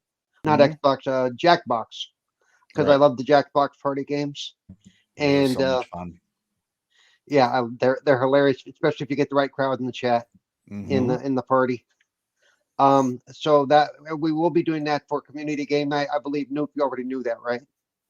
Actually, I don't think I did. I should be back. Well, you do now. Week. Well, you do now. Nice. No. I should be back next week. I had a volunteering thing last night that I actually forgot I had committed to. Oh, no so problem. I had to back up. We've been talking about it for a couple of weeks, so I thought you were in the loop on that. But yeah, because it comes out this week, we thought it'd be a fun party game. Well, I don't think I'm part of the community night game chat and in the back end of Twitter simply because I left a while back because it got to the point where people weren't even talking about what was in the community. Like I was getting these notifications like constantly on my phone and it'd be just like bullshit and jargon. I'm like, okay, man. I just turned the notifications off. It helps. Yeah. No, but then I can't even figure out what the serious part of the conversation is. I got to go through 5,000 messages. You got to scroll and you're like, okay, bullshit. Oh, there's community game night. What we're playing. Okay, bullshit. Yeah. No offense to the guys, but I don't need a conversation for 10 days. Right. The other one is we do have that. We do have one just for us hosts. Maybe we need to make sure you're in there and we use that one more often. Good. Sounds good. But yeah, so that'll be Saturday night. So there you go. That's what I'm up to. So. All right, Axel 1324. Where can people check out your content when they're not here listening to you on this podcast? Don't sound so tired, Newf. I'm good to go. I'm up and ready. Let's do it. All right, you can catch me here on YouTube and on Twitch, Axel 1324 Gaming. You can find me on Twitter and on Xbox, just Axel 1324. How you see it right here. I also have my own podcast, the Iconic Video Games Podcast, where we don't talk consoles, we don't talk services, we just talk games. I'm there with Doggy Dog 420, who was in the chat, and Princess Zelda, who is also in the chat. And it's just a quick 1 hour show. Be sure to drop by on Fridays at 8 p.m. Eastern. There you have it. Go check it out, guys. It's a really fun podcast, and they've been killing it. Love what they're doing so far. Did you see my Mountain Dew skit this last week? Actually, I think I missed this week. I'll have to go back and check it out. I think I was busy on Friday, and I don't think I caught you guys this week. I think I made Princess Zelda pee her pants from laughing so hard. Speaking of getting mounted and dude, Eternal Shaddai. God bless Wow. Yo, Shaddai, where can people check out what's happening with you, brother? Well, people can find me on Twitter at Eternal Shaddai, also on the Xbox console, Eternal Shaddai. I've been streaming lately. I've been streaming sometimes with my kids, but usually they like to play right now. From what I can see, it's Mini Ninjas. So sometimes it's my daughter, sometimes it's him, sometimes it's me. It depends on the game. But now you can find me on Twitch at ET Shaddai. Mm-hmm. And here on Sundays with you guys, just having fun, talking game, all the works. And also, like I said, Twitter. I'm just glad your nickname was not ED Shaddai, because we could have nicknamed you Erectile No. Function.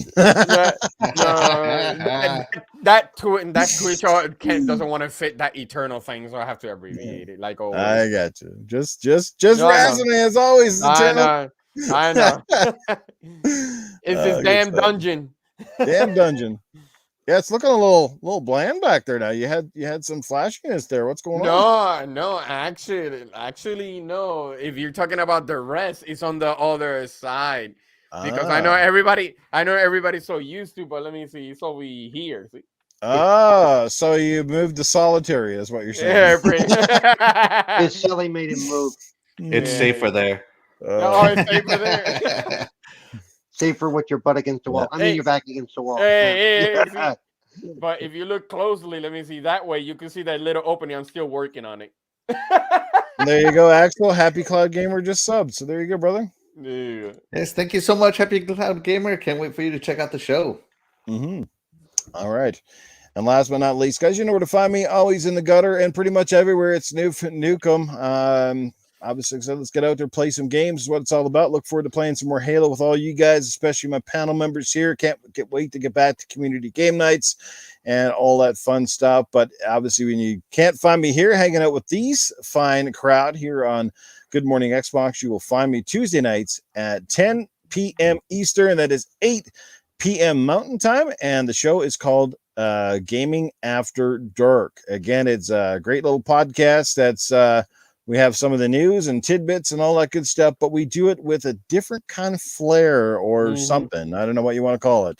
Let's just say it's a bit of a more mature show. So if you're not over 18 or you got kids, actually, I would recommend probably not. It's a more immature show. Let's be honest. Okay? Yes, it's an immature show, but definitely not the best show if you got little kids into the gaming scene or anywhere in the house, because we do have some humor in there sometimes that can get quite very darky. Very dark, very raunchy. So this is this more subdued version of. Although every once in a while here we hit that GAD almost level of. Don't take your kids to GAD unless you want to explain what filching is. Okay. Yeah, exactly. Oh, now they're going to be looking up here, Paul. Thanks. All right, guys. Great show. Add you on Twitter at Lost Boomer. All right, Lost. I'll have to add you over there. Well, you know how to add me, man. Just send me a message. I'll be happy to add you back. Anyway, guys, take care. Have a great Sunday. This was an awesome show. Again, thanks to Mr. Boomstick XL for being here. Can't wait to have him back, and we'll see you all again. And next week, guys, take care. Bye, everybody. Have a great Sunday.